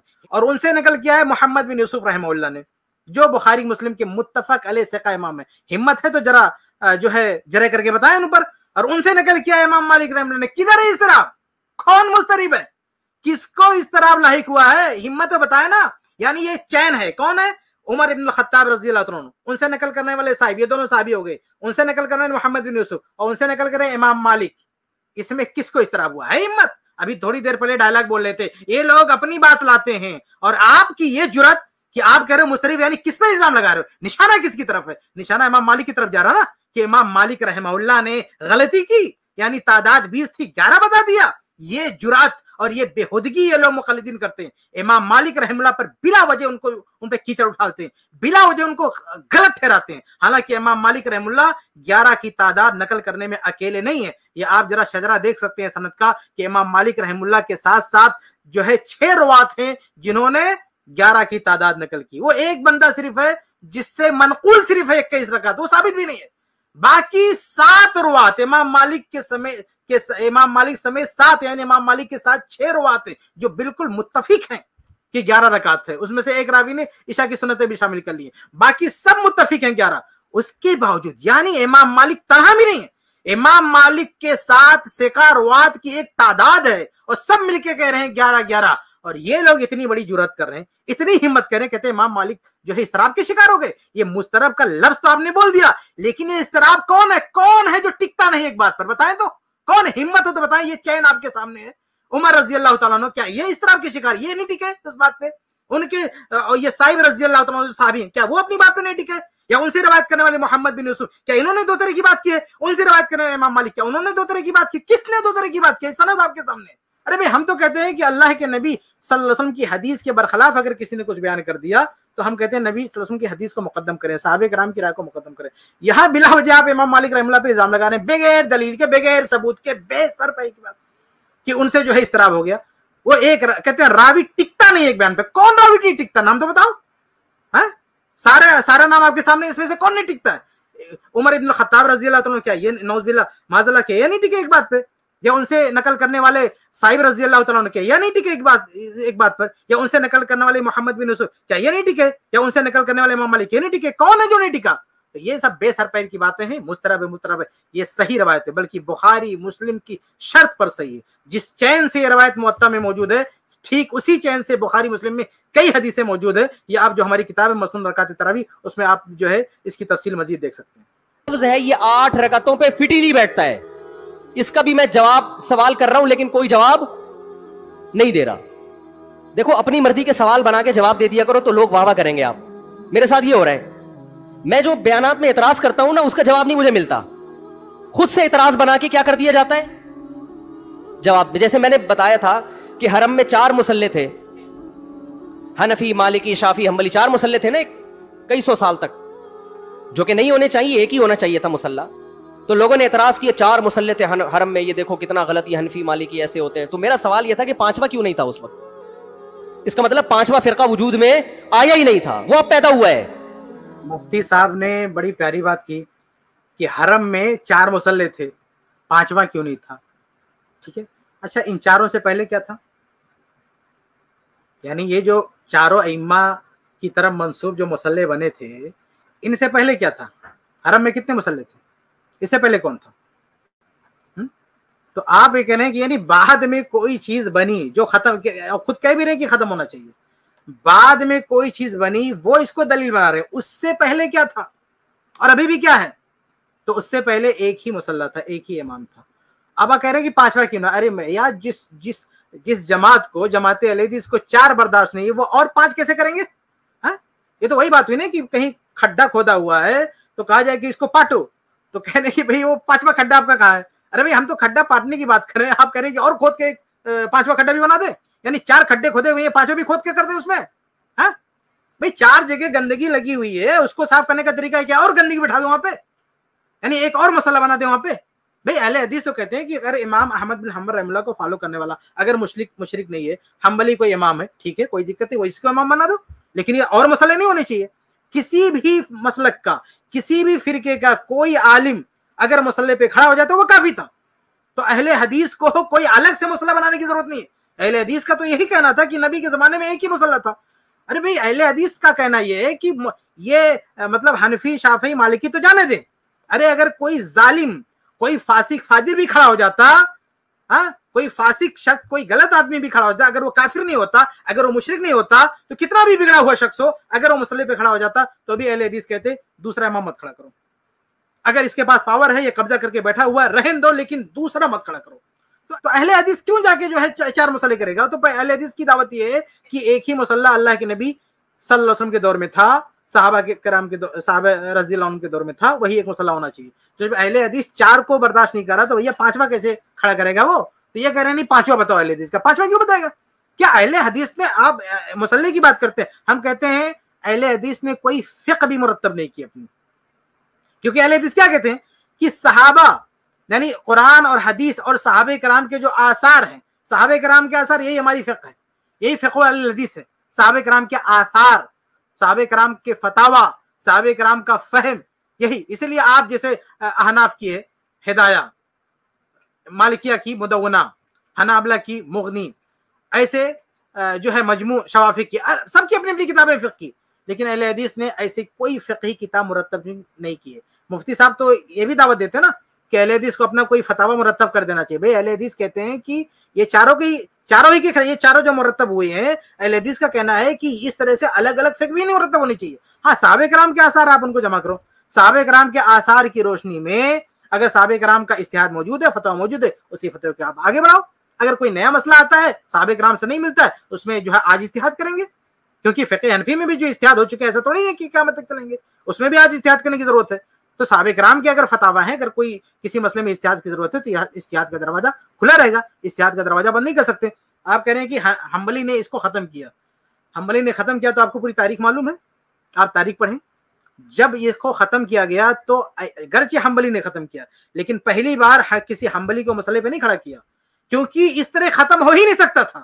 آپ کہہ رہے ہیں کہ حنبلی نے ختم کیا، اہل حدیث اگر نہ ہوتے تو یہ چاروں مسئلہ ختم ہی نہیں ہو سکتا تھا، کیونکہ جب یہ مسئلے ختم کیے گئے تو पहले वक्त अगर किसी को इमाम बनाया गया तो अहलुल हदीस को खड़ा किया गया। उन लोगों ने कहा, सऊदी हुकूमत ने कहा कि अगर हमने यहाँ पे हम्बली को खड़ा कर दिया तो ये तीनों नहीं मानेंगे, हनफी को खड़ा कर दिया तो बाकी तीन नहीं मानेंगे, शाफी को खड़ा कर दिया बाकी तीन नहीं मानेंगे। इसलिए ना हनफी, ना मालिकी, ना शाफी, ना हम्बली, अहलुल हदीस इमाम को लाके खड़ा किया।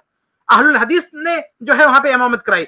बाद में ठीक है हम्बली आ गए, कोई दूसरा आ गया, अलग बात है, लेकिन जब चारों मुसल्ले खत्म हुए थे तो उनको कोई इमाम नहीं मिल रहा था। वहां अहले हदीस को खड़ा किया गया, एक ऐसे इमाम को खड़ा किया गया जो किसी भी फिक्र से जो है निस्बत नहीं रखता था। तो आप कह रहे हैं कि अहले हदीस ने क्यों नहीं बनाया, आप कह रहे हैं कि हम्बली ने खत्म किया, अहले हदीस ना होती तो हम्बली कैसे खत्म करता? हम अहले हदीस की बरकत है, अहले हदीस की वजह से तो ये खत्म करना आसान हुआ, वरना ये कैसे खत्म, ये बाकी खत्म करने देते? हम्बली बोलते हमारा इमाम रहेगा, ये तीनों काट डालते, खत्म करने देते।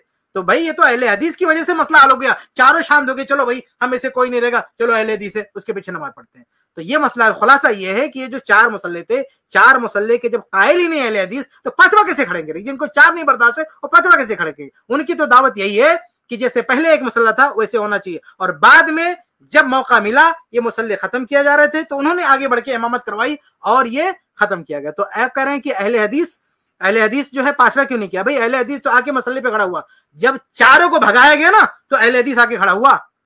अहले हदीस चारों के साथ पांचवा बना के नहीं खड़ा हुआ, चारों की जब वहां पे कहानी खत्म हुई तब आके अहले हदीस खड़ा हुआ, क्योंकि अहले हदीस क्या मानते थे कि भाई एक ही मसला होना चाहिए। और आज अगर कोई दूसरा आके खड़ा होता तब भी अहले हदीस को कोई इतराज नहीं है, अगर मुशरिक नहीं है, काफिर नहीं है, अहले हदीस को कोई इतराज नहीं है कि चलो एक ही मसला होना चाहिए। लेकिन उस गलत को भी सही इन चारों में से एक नहीं किया है। समझ रहे हैं कि नहीं भाई एक इमाम होना चाहिए, चार अलग अलग जमातें नहीं होनी चाहिए। लेकिन इसका मतलब 700 साल तक उम्मत ये समझती रही कि अहले सुन्नत वल जमात के चार नुमाइंदे हैं, चार मकतब फिक्र, पांचवा कोई था ही नहीं, लिहाजा उसका कोई मुसल्ला था ही नहीं। तो सवाल ये था, लेकिन जब सवाल ये पूछा जाए तो ऐसे जवाब मिलता है कि वो सवाल ही पी जाते हैं। सवाल ये जवाब ये दिया कि गलत हो रहा था, ये बिदत है और ये बिदत है, ये नाजायज है। तो हम कब कह रहे हैं कि सही था भाई वो? लेकिन ये पूरी दुनिया में नहीं हो रहा था, ये सिर्फ हरम में हो रहा था। और इसको खत्म भी हम्बलियों ने किया है कि नहीं जी इमाम एक होना चाहिए, सारे चाहे हनफी हो शाफी हो उस इमाम के पीछे नमाज पढ़ेंगे। समझ में आ रही है बात कि नहीं आ रही? कह रहे हैं कि हम्बलियों ने खत्म किया, ठीक है उनकी कोशिश थी, लेकिन इमाम को ना के खड़ा हुआ। जब पहली बार चारों को हटाया गया तो किसको आके खड़ा किया गया? अहले हदीस इमाम को खड़ा किया गया। तो हम्बलियों ने कोशिश की, लेकिन अहले हदीस ही की वजह से ये मामला जो है खत्म हुई, बिदअत खत्म हुई।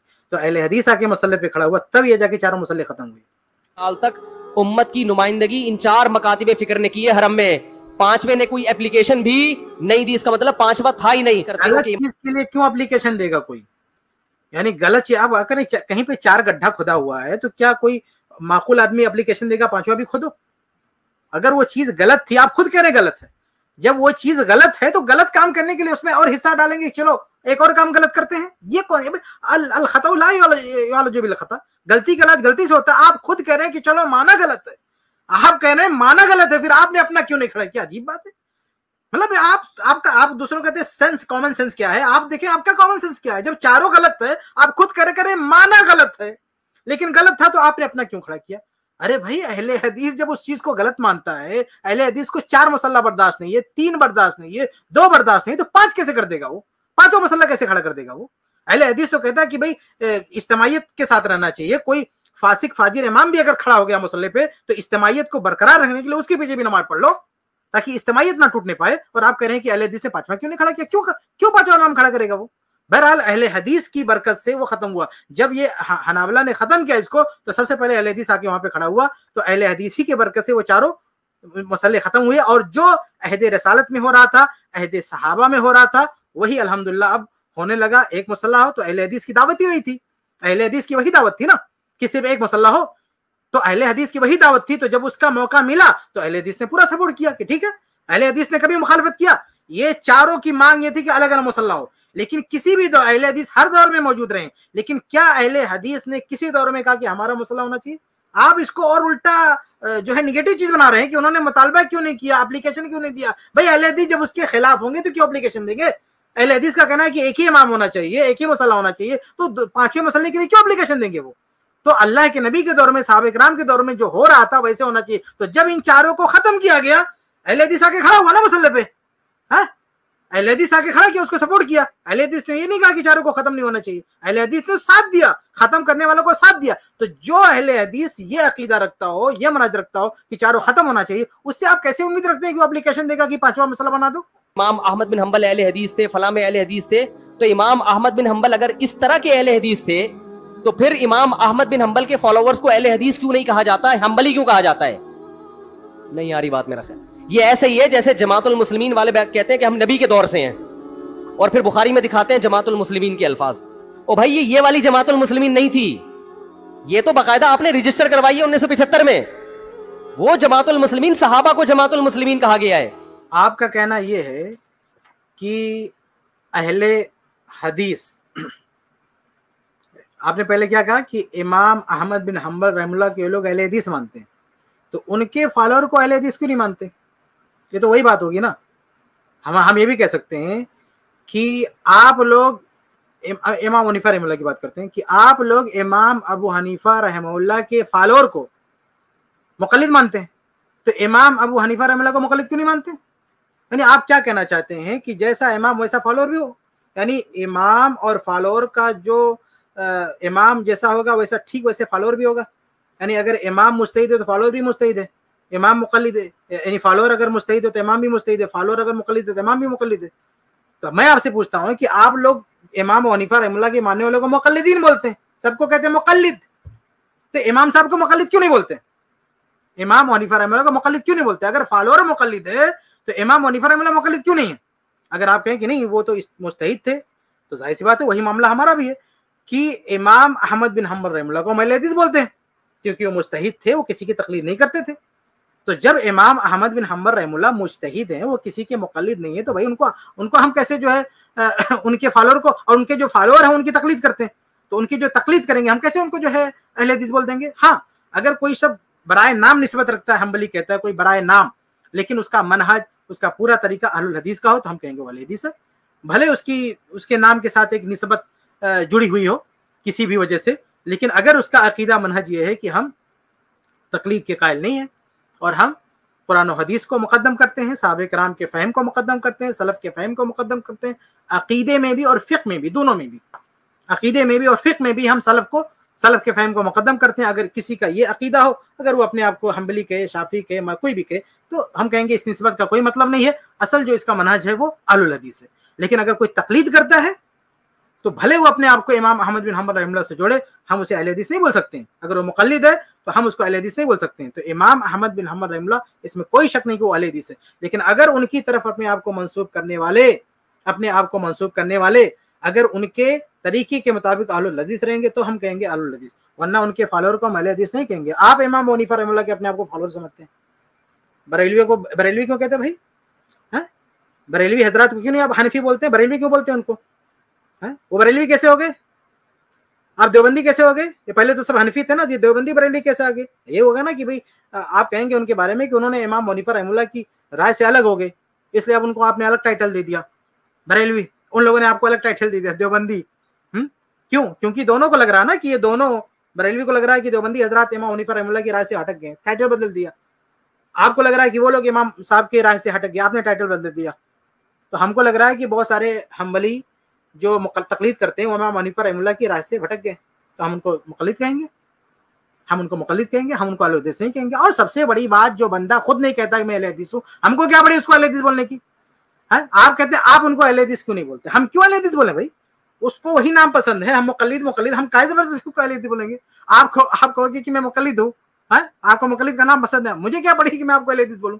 تو آپ کہہ رہے ہیں کہ آپ ان کو اہل حدیث کیوں نہیں بولتے؟ ارے وہ خود اپنے آپ کو اہل حدیث نہیں بولتے.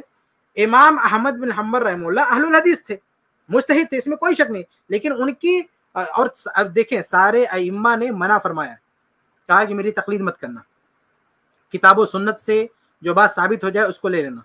تو یہ ان کا منہج تھا, یہ ان کا طریقہ تھا, وہ اہل الحدیث تھے. لیکن جب ان کے ماننے والے اس طریقے سے ہٹ جائیں گے, یعنی ان کے اندر اجتہاد کی صلاحیت ہوگی, پھر بھی اجتہاد نہیں کریں گے اور تقلید کے بندھن میں بندھے رہیں گے, تو ہم ان کو کیسے اہل حدیث بول دیں گے؟ ملتا ہے یہ محدثین کے لیے ملتا ہے, یہ کسی مخصوص فرقے کے لیے نہیں ملتا. پھر بھی میں اہل حدیث کو اہل سنت میں داخل سمجھتا ہوں, میں پھر بھی ان کو نہیں کہتا کہ جہنم میں جائیں گے, لیکن میں کہتا ہوں کہ آپ کم از کم اس چند سو سال پہلے آپ پیدا ہوئے ہیں, آپ کی جماعت وجود میں آئی, ہم پھر بھی آپ کو گلے لگانے کے لیے تیار ہیں. اور کتنی چند سو سال پہلے کتنی عجیب و غریب بات آپ نے کہی تھی کہ چند سو سال پہلے وجود میں آئے ہیں پھر بھی آپ گلے لگانے کے لیے تیار ہیں. آپ کب سے وجود میں ہے بھائی؟ آپ کا تو ڈیٹ آف برتھ سب کے سامنے ہے کہ آپ کی نسبت جا کے ختم ہو جاتی ہے امام حنیفہ رحمہ اللہ پہ، اور ہماری نسبت تو اللہ کے نبی صلی اللہ علیہ وسلم سے ہے، اور ہم کو آپ کہہ رہے ہیں کہ یہ مطلب 100 سال سے ہیں، ہم کو آپ کہہ رہے ہیں.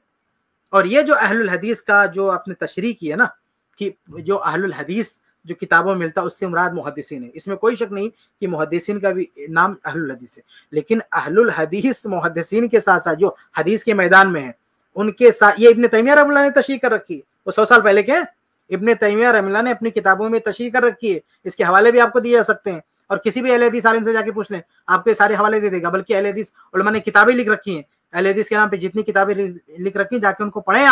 آپ دوسروں کو کہتے ہیں کہ ان کے پاس جواب نہیں، خود آپ کے پاس جواب نہیں ہے. آپ نے اہل حدیث کا مقدمہ، آپ نے اہل حدیث کا دعویٰ یا اہل حدیث کا جو منہج ہے وہ اہل حدیثوں سے نہیں لیا، اپنے گھر سے لیا، آپ نے اپنے گھر میں بیٹھ کے آپ نے طے کر لیا کہ اہل حدیث کا یہ مطلب ہوتا ہے.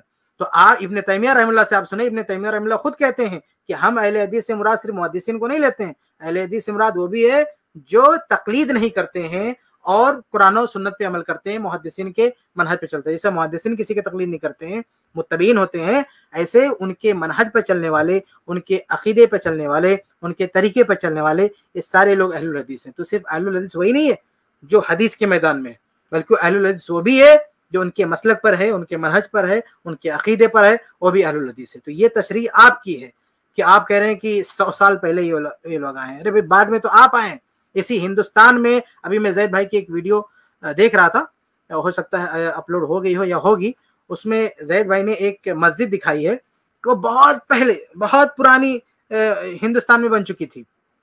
اب مجھے نہیں معلوم، میں نے اس کی کوئی ریسرچ نہیں کی ہے، لیکن زید بھائی سے میں ریکویسٹ کروں گا کہ اگر ان کے پاس اس کی ریسرچ ہے تو اس کو بتائیں، واضح کریں. اگر میں غلط ہوں تو کریکٹ کریں. کہ وہ میں نے جہاں تک سنا ایسا لگا کہ میں یہ سمجھا، مجھے تو یہ سمجھ میں آیا کہ وہ مسجد جو ہے جو سب سے پہلے بنائی گئی ہندوستان میں، اس وقت تو تقلیدیوں کا کوئی وجود ہی نہیں تھا. تو وہ لوگ کس کو مانتے تھے؟ وہ کب کے تھے؟ تو ہندوستان میں کون پرانا ہے؟ آپ پرانے ہیں کہ اہل حدیث پرانے ہیں؟ تو اہل حدیث کی مساجد تو کئی سو سال پہلے یہاں پہ موجود ہے. آپ کہہ رہے ہیں 100 سال پہلے، 100 سال کئی سو سال پہلے اہل حدیث کا آثار یہاں پہ موجود ہے. اور آپ جو ہے وہی مطلب جاہلوں کی طرح سے جو الزام لگاتے ہیں، گھر میں بیٹھ کے کچھ بھی بول دیتے ہیں کہ 100 سال بعد یہ لگا. اور آپ کی تاریخ کیا ہے؟ دیوبندی. آپ دیوبندی اپنے آپ کو کہتے ہیں نا. یہ دیوبندی کب سے آیا؟ آپ کریں گے، آپ تو حنفی بھی کہتے ہیں اور پھر کہتے ہیں دیوبندی. اگر آپ حنفی تھے، امام حنیفہ رحمہ اللہ کی طرف نسبت کرتے تو دیوبندی لانے کی کیا ضرورت تھی؟ یہ اپنے آپ کو دیوبندی بولنے کی کیا ضرورت تھی؟ یہ دیوبندی کب سے ہے بھائی؟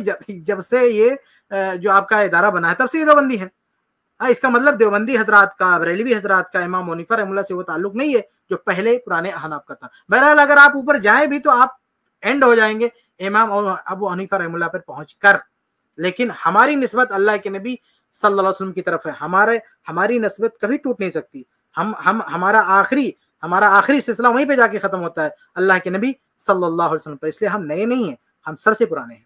ہم بات کرتے ہیں اللہ کے نبی صلی اللہ علیہ وسلم کی، اور ہم کہتے ہیں، ہم فہم کی بات کرتے ہیں صحابہ کرام کی. اسی لیے ہم سلفی کہتے ہیں.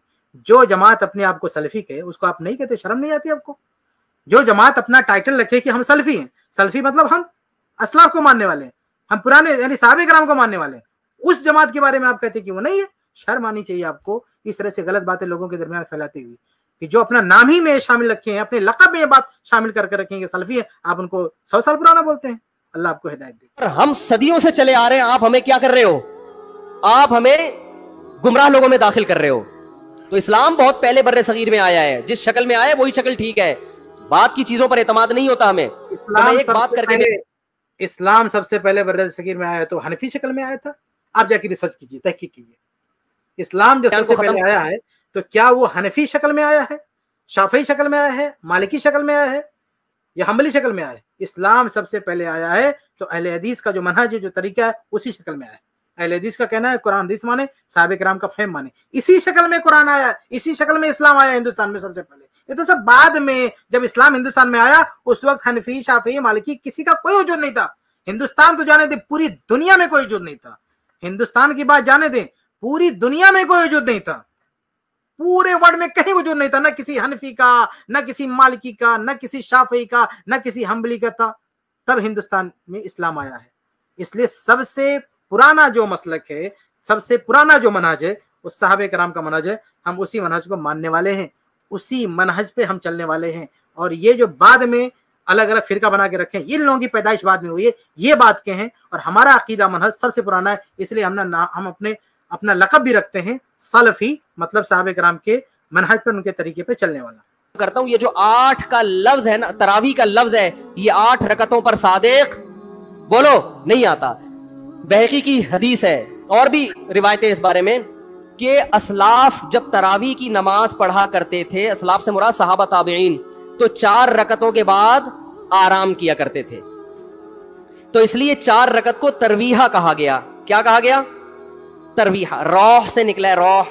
استراحت کا لفظ سنا ہے آپ لوگوں نے؟ آرام. استراحت کسے کہتے ہیں؟ آرام. ترویح آرام دینا. راحت، راحت کا لفظ تو اور آسان ہے نا. ارے راحت کا لفظ نہیں سنا؟ راحت کسے کہتے ہیں؟ آپ کہہ رہے ہیں وہ اسے کہتے ہیں ہمارے محلے میں رہتی ہے. راحت کہتے ہیں آرام، ریسٹ. استراحت، راحت.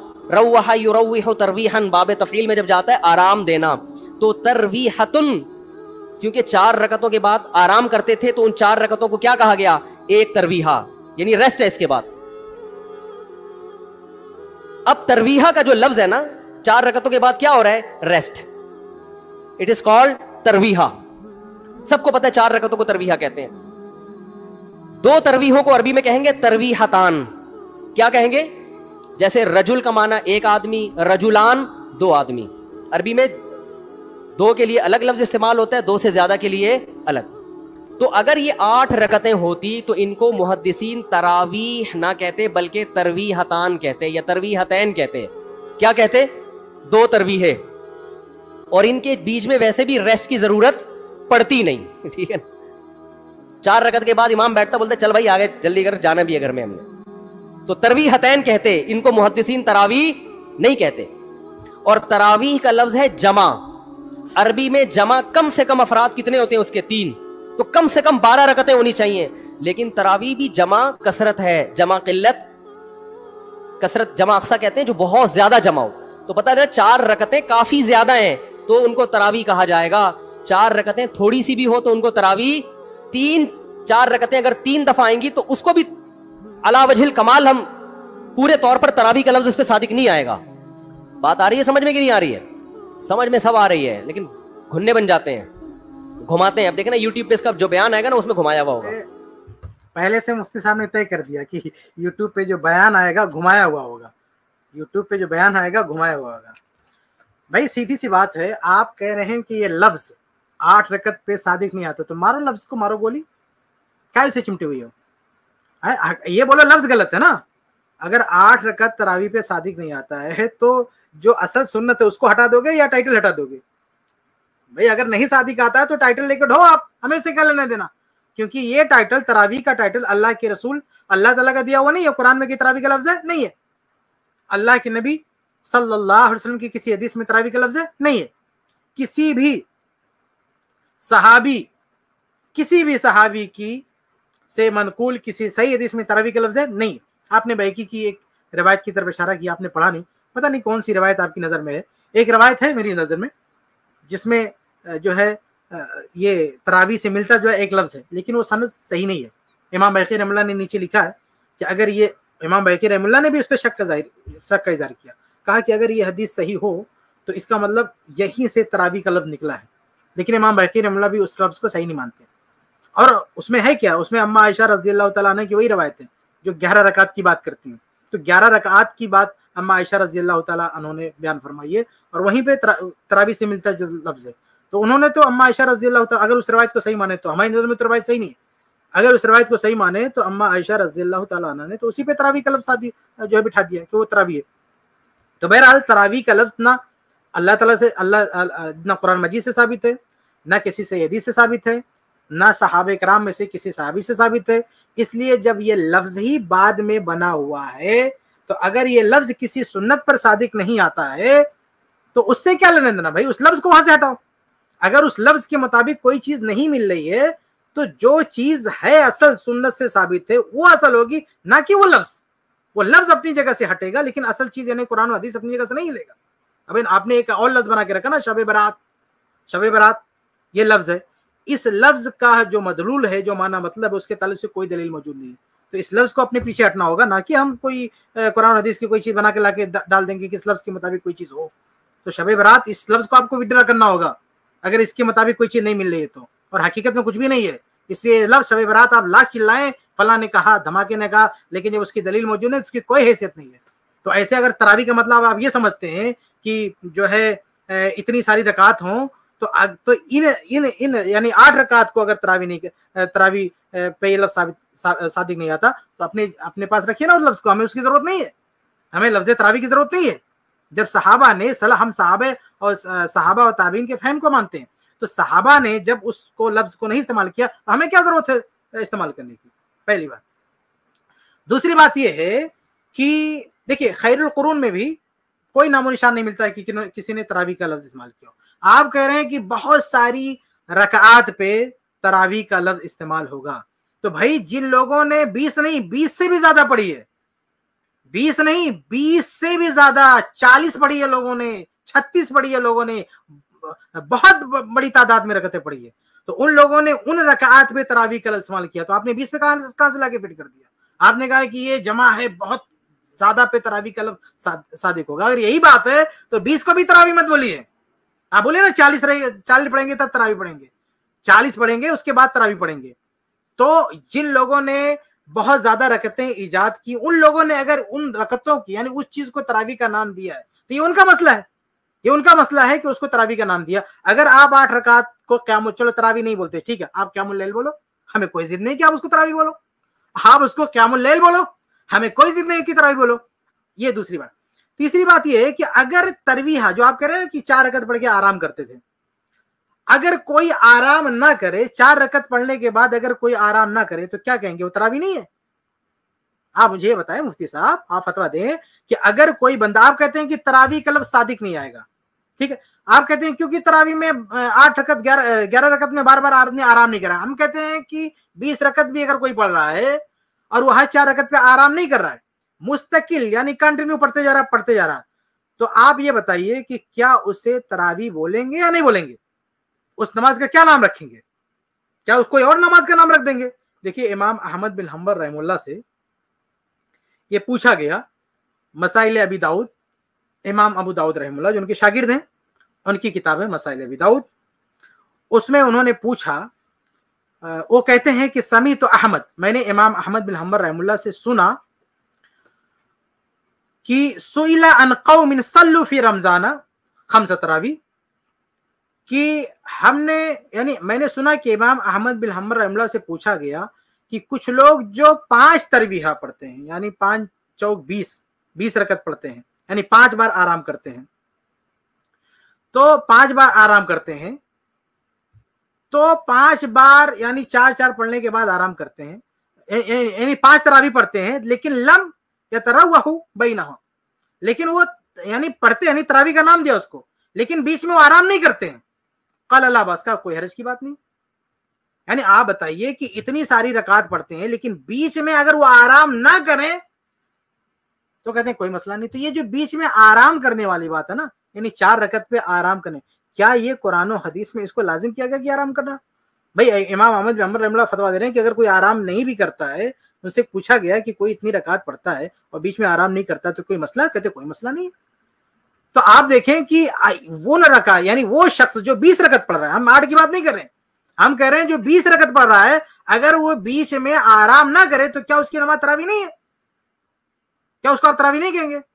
اور آگے بڑھیں. ایک اور چیز، یہ جو ہماری کتاب ہے مسنون رکعت تراویح، اس میں ہم نے صفحہ نمبر جو ہے 383 اس پہ میں نے اس شبہے کا جواب دے رکھا ہے. یہ جو آپ نے اٹھایا نا لفظ تراویح، اس میں ہم نے یہ تفصیل دے رکھی ہے کہ اگر مان بھی لیں کہ نہیں جو ہے تراویح ہر حال میں بولنا ہی بولنا ہے، تو جو 11 رکعت پڑھتے ہیں ان پر بھی تراویح کا لفظ صادق ہو سکتا ہے اگر وہ 4 رکعت کے بعد تھوڑا رکتے ہیں. کہ آپ نے کہا کہ جمع میں کم سے کم 3 ہونا چاہیے، بھئی یہ کس نے بتا دیا آپ کو جمع میں کم سے کم 3 ہونا چاہیے؟ اگر 2 ہے، کوئی چیز 2 ہے تو اس پہ بھی جمع کا لفظ آتا ہے. اس پہ بہت ساری تفصیل آپ کو ملے گی میری کتاب میں، لیکن میں صرف ایک مسئلے کی طرف اشارہ کروں گا. سورہ نساء کی آیت نمبر 11 ہے. اللہ تعالیٰ فرماتا ہے فَإِن لَّمْ يَكُن لَّهُ وَلَدٌ ववरिसहु अबवाहु फलिउम्मिहि थुलुथ फ़इन कान लहु इख्वतुन फलिउम्मिहि सुदुस। अल्लाह ताला ये फरमाता है कि अगर किसी मरने वाले के भाई हों, इख्वा मरने वाले के भाई हों, तो माँ का हिस्सा कितना, 1/6। अब मुफ्ती साहब मुझे आप फतवा दीजिए कि एक आदमी मर गया, यहाँ पे जमा का लफ्ज है, इख्वा जमा का लफ्ज है, कि अगर मरने वाले के भाई होंगे तो मरने वाले की माँ का हिस्सा कितना, 1/6। अब अगर मरने वाले के 2 भाई हों, 2, तो उनकी वालदा का कितना हिस्सा होगा? क्या 1/6 नहीं होगा? मेरे ख्याल से किसी भी चारों मजहब में किसी से भी जाके पूछेंगे, चारों मजहब में, अहले हदीस से या हनफी से, किसी भी मुफ्ती से पूछेंगे तो वो कहेगा कि वालदा का हिस्सा 1/6। तो कुरान में इख्वा का जमा है, तो 2 के होने की वजह से आप 1/6 हिस्सा कैसे देंगे? तो पता चला कि 2 पे भी जमा का इस्लाक होता है। तो अगर 4 तरावी पढ़ के कोई आराम करता है, फिर 4 पढ़ के कोई आराम करता है, तो इसको भी तरावी कहा जाएगा। समझ रहे? इसको भी तरावी कहा जाएगा, क्योंकि 2 बार आराम किया गया, 2 पे भी जमा का इतलाक होता है। और एक बात यह है, मैंने अभी कहा थोड़ी देर पहले, कि अगर कोई 2 पे भी नहीं रुकता है, यानी मतलब आराम ही नहीं करता, सीरीज से मुसलसल पढ़ते जाता है, तो भी आप ये नहीं कह सकते कि जो है वो तरावी नहीं पढ़ रहा है। और आप ना भी कहें तब भी कोई मसला नहीं, तरावी ना बोले, क़याम रमजान तो बोलेंगे ना, आप उसको क़याम रमजान तो बोलेंगे ना, तरावी ना बोले कोई दिक्कत नहीं। तो ये जो लफ्ज से आपने साबित करने की कोशिश की है, इसकी कोई हैसियत नहीं। इस लफ्ज से अगर बहुत ज्यादा, यानी अगर आपकी बात मान भी ले, हालांकि मैंने कुरान से मिसाल दे दिया कि 2 पे भी जमा का इतलाक होता है, जमा का लफ्ज है, जैसे इख्वा आया है 2 पे, लेकिन चलो अगर हम आपकी बात मान भी लेते हैं कि 2 पे जमा नहीं कह सकते, तो ज्यादा बात क्या होगी? ये होगी कि बाद में जब लोगों ने यानी 11 रकअत से ज्यादा पढ़ना शुरू किया, यानी बहुत ज्यादा पढ़ना शुरू किया 11 रकअत से ज्यादा, तो उनको आराम करने की जरूरत महसूस हुई, तो उन लोगों ने उसका नाम तरावी रखा। तो ये वही नमाज है जिसकी असल 11 है, बाद में जब इसमें इजाफा किया गया तो उस इजाफे की वजह से ये टाइटल बना। तो जब उस बाद में उसका किसी वजह से उसका टाइटल बना, तो अब इस पूरी नमाज को, जो असल नाम क़याम रमजान था, उसका नाम लोगों ने तरावी रख दिया। तो ये लोगों का जो दिया हुआ नाम है, उस नाम से मसला साबित नहीं होता, उस नाम से शरई मसला साबित नहीं होता। तो बहरहाल खुलासा ये कि ये जो लफ्ज तरावी से आपने साबित करने की कोशिश की है, और आप समझते किसी ने इसका जवाब नहीं दिया, आप अहले हदीस की कोई भी किताब उठा के देखें, मेरे ख्याल से हर किताब में इस चीज की वजाहत मौजूद है कि लफ्ज तरावी से जो है ये मसला साबित होने वाला नहीं। आप हमारी किताब भी देख सकते हैं, उसमें भी पूरी तफसील मौजूद है, मैंने थोड़ी सी वजाहत आपके सामने रखी है। वो मुझे कह रहे थे ना उस बहस में, माल हम पूरे तौर पर तरावी का लफ्ज उस पर सादिक नहीं आएगा। बात आ रही है समझ में कि नहीं आ रही है? समझ में सब आ रही है, लेकिन घुन्ने बन जाते हैं, घुमाते हैं। अब देखें ना यूट्यूब पे इसका जो बयान है में कि मुफ्ती साहब आप दलील दो, जो दावा करे दलील उसके जिम्मे है। मैंने कहा दलील उसके जिम्मे उस वक्त है जब सामने वाले दावे का इनकार करे। मैंने सत्तार भाई को मैंने कहा कि सत्तार भाई तुमने 1 लाख रुपए लिए हैं। सत्तार भाई कह रहे हैं नहीं, हाँ लिए हैं, तो मुझे क्या जरूरत है मैं गवाह पेश करूं के दलील दूं? वो मान रहा है, तो ये सब मानते हैं। कौन मान रहा है? ये तो मुफ्ती साहब कह रहे हैं, मुफ्ती साहब ये कह रहे हैं ना कि सब मान रहे हैं। क्या मान रहे हैं भाई? कह रहे हैं हमें दलील देने की जरूरत नहीं है। क्यों नहीं जरूरत? हम ये नहीं मानते कि तरावी का लफ्ज कुरान में है, हम ये नहीं मानते कि तरावी का लफ्ज हदीस में है, हम ये नहीं मानते कि तरावी का लफ्ज किसी सहाबी ने जो है इस्तेमाल किया, इसलिए बाद के लोगों ने इस्तेमाल किया है तो वो जाने, उनका काम जाने। हम ये नहीं मानते कि अगर हदीस में, कुरान में इस्तेमाल होता तरावी का लफ्ज, अगर हदीस में तरावी का लफ्ज आया होता, अगर सहाबे कराम रज़ी अल्लाह तआला अन्हुम के ज़बान पे तरावी का लफ्ज आया होता, तो सब आप ये इस्तेमाल करते, तब इस तरह की बातें करते। लेकिन इस तरह की बातें बाद के लोगों ने की, और बाद के लोगों ने पढ़ाया 20, हम का इनकार करते? बाद के लोगों ने 20 पढ़ा है, 40 पढ़ा है, उससे ज्यादा पढ़ा है। तो जिन लोगों ने 40 पढ़ा, 20 पढ़ा, उन लोगों ने तरावी का नाम दिया, तो उससे हमको क्या लेने देना? लेकिन अल्लाह के नबी ने ये नाम नहीं दिया है, सहाबा ने ये नाम दे दिया। तो आप ये ना, आप अगर ये समझते कि सामने वाला तस्लीम कर रहा है, सामने वाला ये तस्लीम कर रहा है कि बाद के लोगों ने ये नाम दिया है। सामने वाला ये तस्लीम नहीं कर रहा है कि अल्लाह उसके रसूल ने ये नाम दिया है या सहाबा ने ये नाम दिया है। सहाबा के अक़वाल में, अहादीस में क़याम का लफ्ज आएगा, सलातुल लैल, क़यामुल लैल, इस तरह की बातें आएंगी। क़याम का लफ्ज आएगी, खामा का लफ्ज आएगा, सल्ला का लफ्ज आएगा, सलातुल लैल का लफ्ज आएगा, लेकिन तरावी का लफ्ज नहीं आएगा।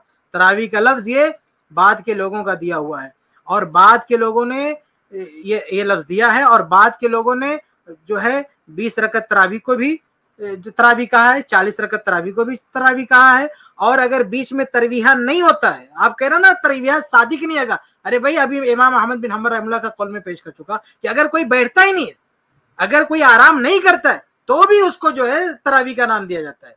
तो एक बार जब इसका बाद लोगों ने ये टाइटल दे दिया, तरावी का लफ्ज दे दिया, तो जिस वजह से दिया है वो वजह नहीं भी पाई जाती तो भी तरावी का नाम दिया जा रहा है। बीच में कोई बैठ के आराम नहीं कर रहा है तो भी तरावी का नाम दिया जा रहा है।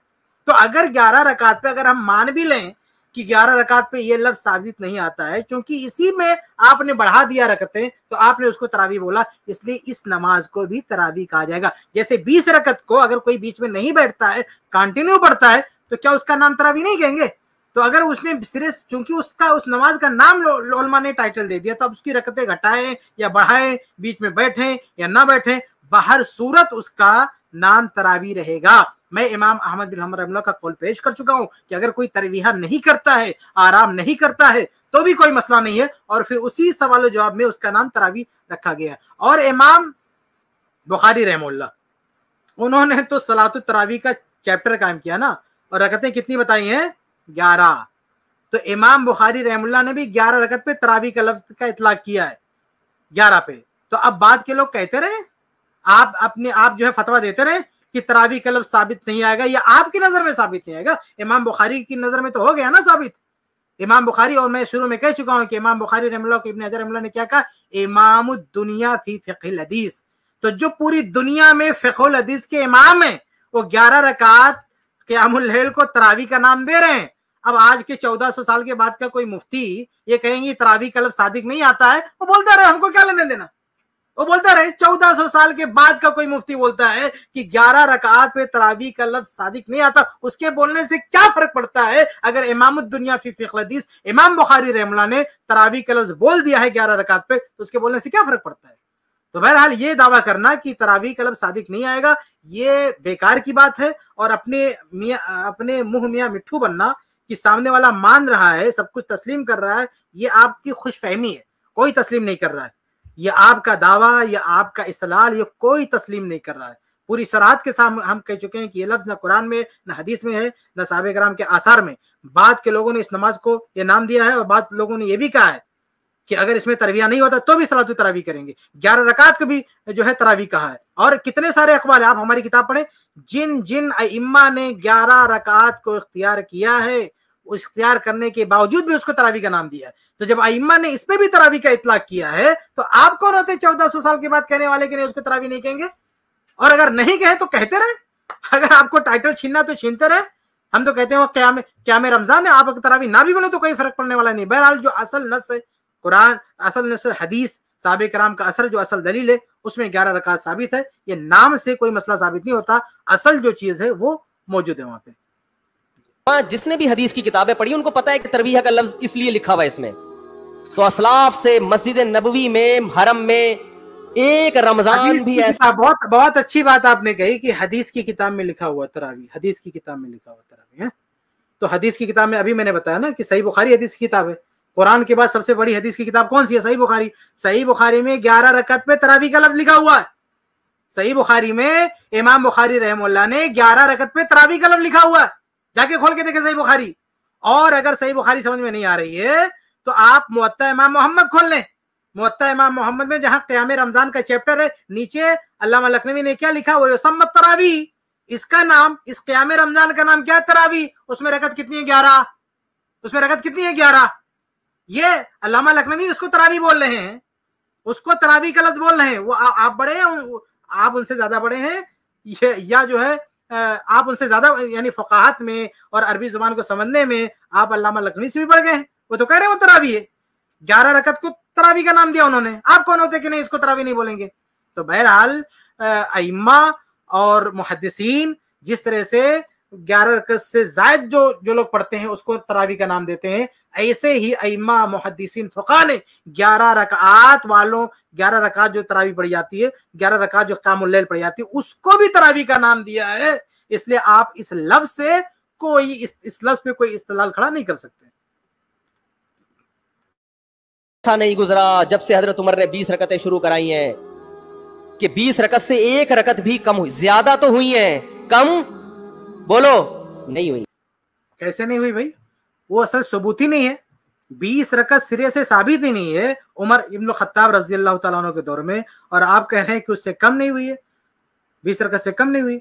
हालांकि उमर इब्न खत्ताब रजी अल्लाह तआला अन्हु ने जो रकात, जिस रकात पर लोगों को जमा किया वो 11 रकात है, और इसी तरह से कई हवाले आपके सामने रखे जा चुके। चलिए मैं कुछ और आपके सामने पेश कर देता हूँ, ये मेरी किताब में मौजूद है, ये सफ़ा नंबर आप देखें। आप ये कह रहे हैं ना कि कभी आप इजमा की बोली बोल रहे हैं, आप ये दावा करना चाहते हैं कि इस पर इजमा हो चुका है, तो आइए मैं आपके सामने कुछ चीजें पेश करता हूँ। ये हमारी किताब है, सफ़ा नंबर 286। अम्मा आयशा रजी अल्लाह तआला अन्हा से जब सवाल किया गया तो उन्होंने भी 11 रकात बयान फरमाया। ये तो अम्मा आयशा रजी अल्लाह तआला सहाबा में है, उनसे जब सवाल होता है तो 11 रकात बयान फरमाते। उसके बाद उमर फारूक रजी अल्लाह तआला को देखें, उन्होंने भी 11 रकात इख्तियार की है, और तमाम सहाबे कराम में से किसी ने भी इख्तलाफ नहीं किया। इसके अलावा इमाम मालिक रहमुल्लाह का कौल भी आपके सामने पेश किया जा चुका है कि उन्होंने भी 11 की तादाद जो है इख्तियार की है। इसके अलावा इमाम बुखारी रहमुल्लाह के बारे में बताया जा चुका कि 11 की जो है 11 रकात की रवायत दर्ज करते हैं और किताब सलात तरावी में। इसके अलावा इमाम अबू बकर इब्न अरबी रहमहुल्लाह का मौक़िफ़ आप देख लें, उनकी किताब है आरिज़तुल अहवज़ी, उसमें भी वो कहते हैं वस्सही अन युसल्ली 11 रकअतन सलात नबी सल्लल्लाहु अलैहि वसल्लम, कि सही बात यह है कि 11 रकात पढ़ी जाए। और अम्मा गैर ज़ालिका मिनल आदात, और 11 से ज्यादा जो अदद है फला अस्ल लहू, उसकी कोई असल नहीं है। और इसी तरह से इमाम अबुल अब्बास अल-कुर्तुबी रहमहुल्लाह का मौक़िफ़ है, उनकी किताब है अल-मुफ़हिम, उसमें वो लिखते हैं वक़ाल कसीर मिन अहलिल इल्म, आप कहते हैं कोई नहीं, आप क्या कह रहे हैं कि कोई भी नहीं है। और इमाम कुर्तुबी क्या फरमाते हैं वक़ाल कसीर मिन अहलिल इल्म, कहते हैं कि अहले इल्म की एक कसीर तादाद ने, एक बड़ी तादाद ने कहा है कि कितनी तादाद है 11 रकअतन, कि 11 रकात। आप कहते हैं कोई नहीं है, या कह रहे कि बहुत सारे हैं जो 11 रकात कहते हैं। अखज़म बिहदीसी आयशा रज़ी अल्लाहु अन्हा, हम आयशा रज़ी अल्लाहु तआला अन्हा की जो हदीस है उस पे जो है अमल करते हुए।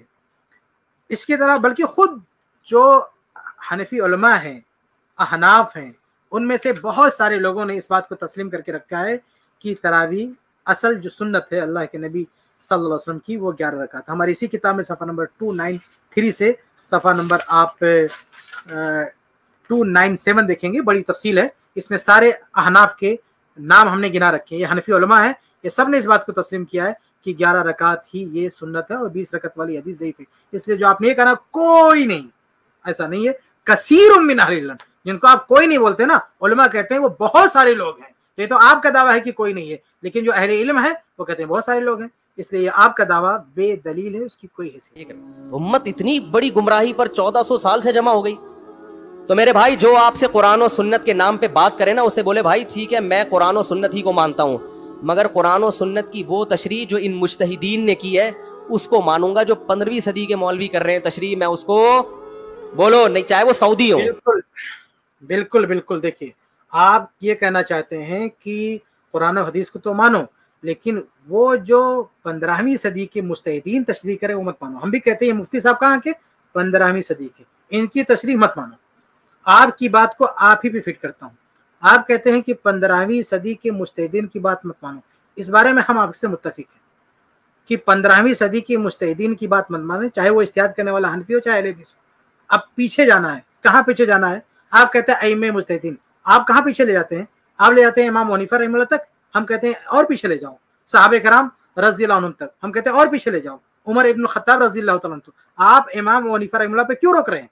अगर अइम्मे मुज्तहिदीन की बात करते तो क्या सहाबा मुज्तहिद नहीं थे? क्या खुलफाए राशिदीन मुज्तहिदीन नहीं थे? तो अगर मुज्तहिदीन तक ले जाना है तो आप पीछे ले जाओ। हम तो भाई आपसे भी पीछे ले जाते, आप तो इमाम अबू हनीफा रहमतुल्लाह पर जाके रुक जाते हैं, हम कहते हैं उनसे भी ऊपर जाओ।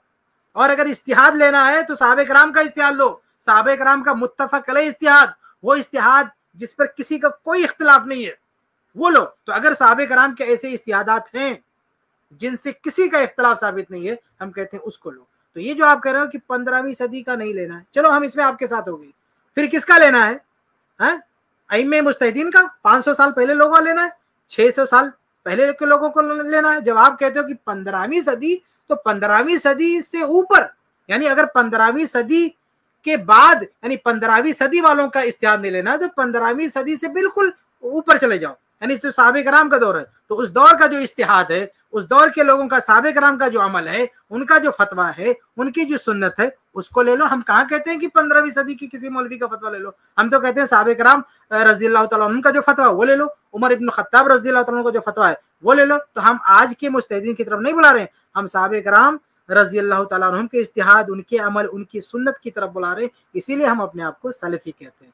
तो आप ये लोगों को सिखा रहे हैं ना कि 15वीं सदी के लोगों का इज्तिहाद मत लेना। अरे भाई, हम तो इसीलिए अपने लक़ब में सलफी बोलते हैं कि हम सलफी हैं, ताकि सबको पता चल जाए कि हम आज के मुज्तहिदीन का नहीं लेते, हम जो सहाबे कराम के जो मुज्तहिदीन हैं वहां से हम अखज़ करते हैं, उनके इज्तिहाद को हम तरजीह देते हैं। लोग कहते हैं सऊदी अरब में 8 रकअतें हर जगह हो रही हैं, सऊदी अरब में आज हो रही हैं, 100 साल पहले के सऊदी अरब में 8 रकअतें कहीं भी नहीं होती थी। तो ये कुछ सऊदियों का कलमा थोड़ी हमने पढ़ा है कि जो सऊदी अरब में तो बहुत से लोगों की दाढ़ियां नहीं होती। बिल्कुल बिल्कुल, देखिए सऊदी का कलमा आपने नहीं पढ़ा है, तो हमने क्या जो है ये मुक़ल्लिदीन का इम्मा का कलमा पढ़ा है। हमने कलमा किसका पढ़ा आपने? सऊदी लोगों का कलमा आपने नहीं पढ़ा। फिर किसका कलमा पढ़ा आपने? इमाम अबू हनीफा रहमतुल्लाह का कलमा पढ़ा आपने, इमाम शाफी रहमतुल्लाह का कलमा आपने पढ़ा है, अइम्मे मुज्तहिदीन का कलमा आपने पढ़ा है, आपने ला इलाहा इल्लल्लाह मुहम्मद रसूलुल्लाह पढ़ा ना। अल्लाह की बात मानो, अल्लाह के रसूल सल्लल्लाहु अलैहि वसल्लम की बात मानो, और इन दोनों की समझ अगर लेना है तो सबसे पहले नबी के शागिर्द सहाबे कराम उनकी लो। तो वही बात तो हम तरावी के मसले में भी कह रहे हैं कि हमने कलमा नबी का पढ़ा है, अल्लाह के फजल करम से नबी सल्लल्लाहु अलैहि वसल्लम से सिर्फ 11 रकात साबित है, उससे ज्यादा कुछ भी साबित नहीं है। और अगर फहम की बात करें तो सहाबे कराम से बेहतर फहम किसका हो सकता है? और उमर इब्न खत्ताब रज़ी अल्लाह तआला ने 11 रकात ही पर सबको जमा किया, इसके खिलाफ किसी भी साहबी ने कोई एतराज नहीं किया, ना इसके बरखिलाफ किसी साहबी की कोई सही सनद से रिवायत मौजूद है। इसलिए हम भी कहते हैं कलमा लोगों को मत पढ़ो, कलमा नबी का पढ़ो, नबी ने जो सिखाया उनका कलमा पढ़ो, और नबी के सहाबा ने जो समझा है वैसे समझो। मतलब दाढ़ी का इनकार कर दोगे आप? तो हमने फॉलो करना है इमाम मालिक को, इमाम अहमद बिन हम्बल को, इमाम शाफी को। ये बड़े बड़े मुहद्दिसीन थे, मुज्तहिदीन थे, खुलफाए राशिदीन को। सहाबे कराम क्यों बोल रहे हैं? सहाबे कराम का नाम क्यों ले रहे हैं? आप इमाम मालिक को फॉलो करें। कहाँ इमाम मालिक को फॉलो कर रहे हैं आप ये कह रहे हैं कि कई सालों तक यहाँ पे तरावी हो रही थी, आप उसका हवाला दे रहे हैं कि मक्का में कई सालों तक यहाँ पे कई बातें देखिए आप गोल कर रहे हैं। पहली बात तो क्या, ये हरमैन में 20 रकअत तरावी हो रही थी।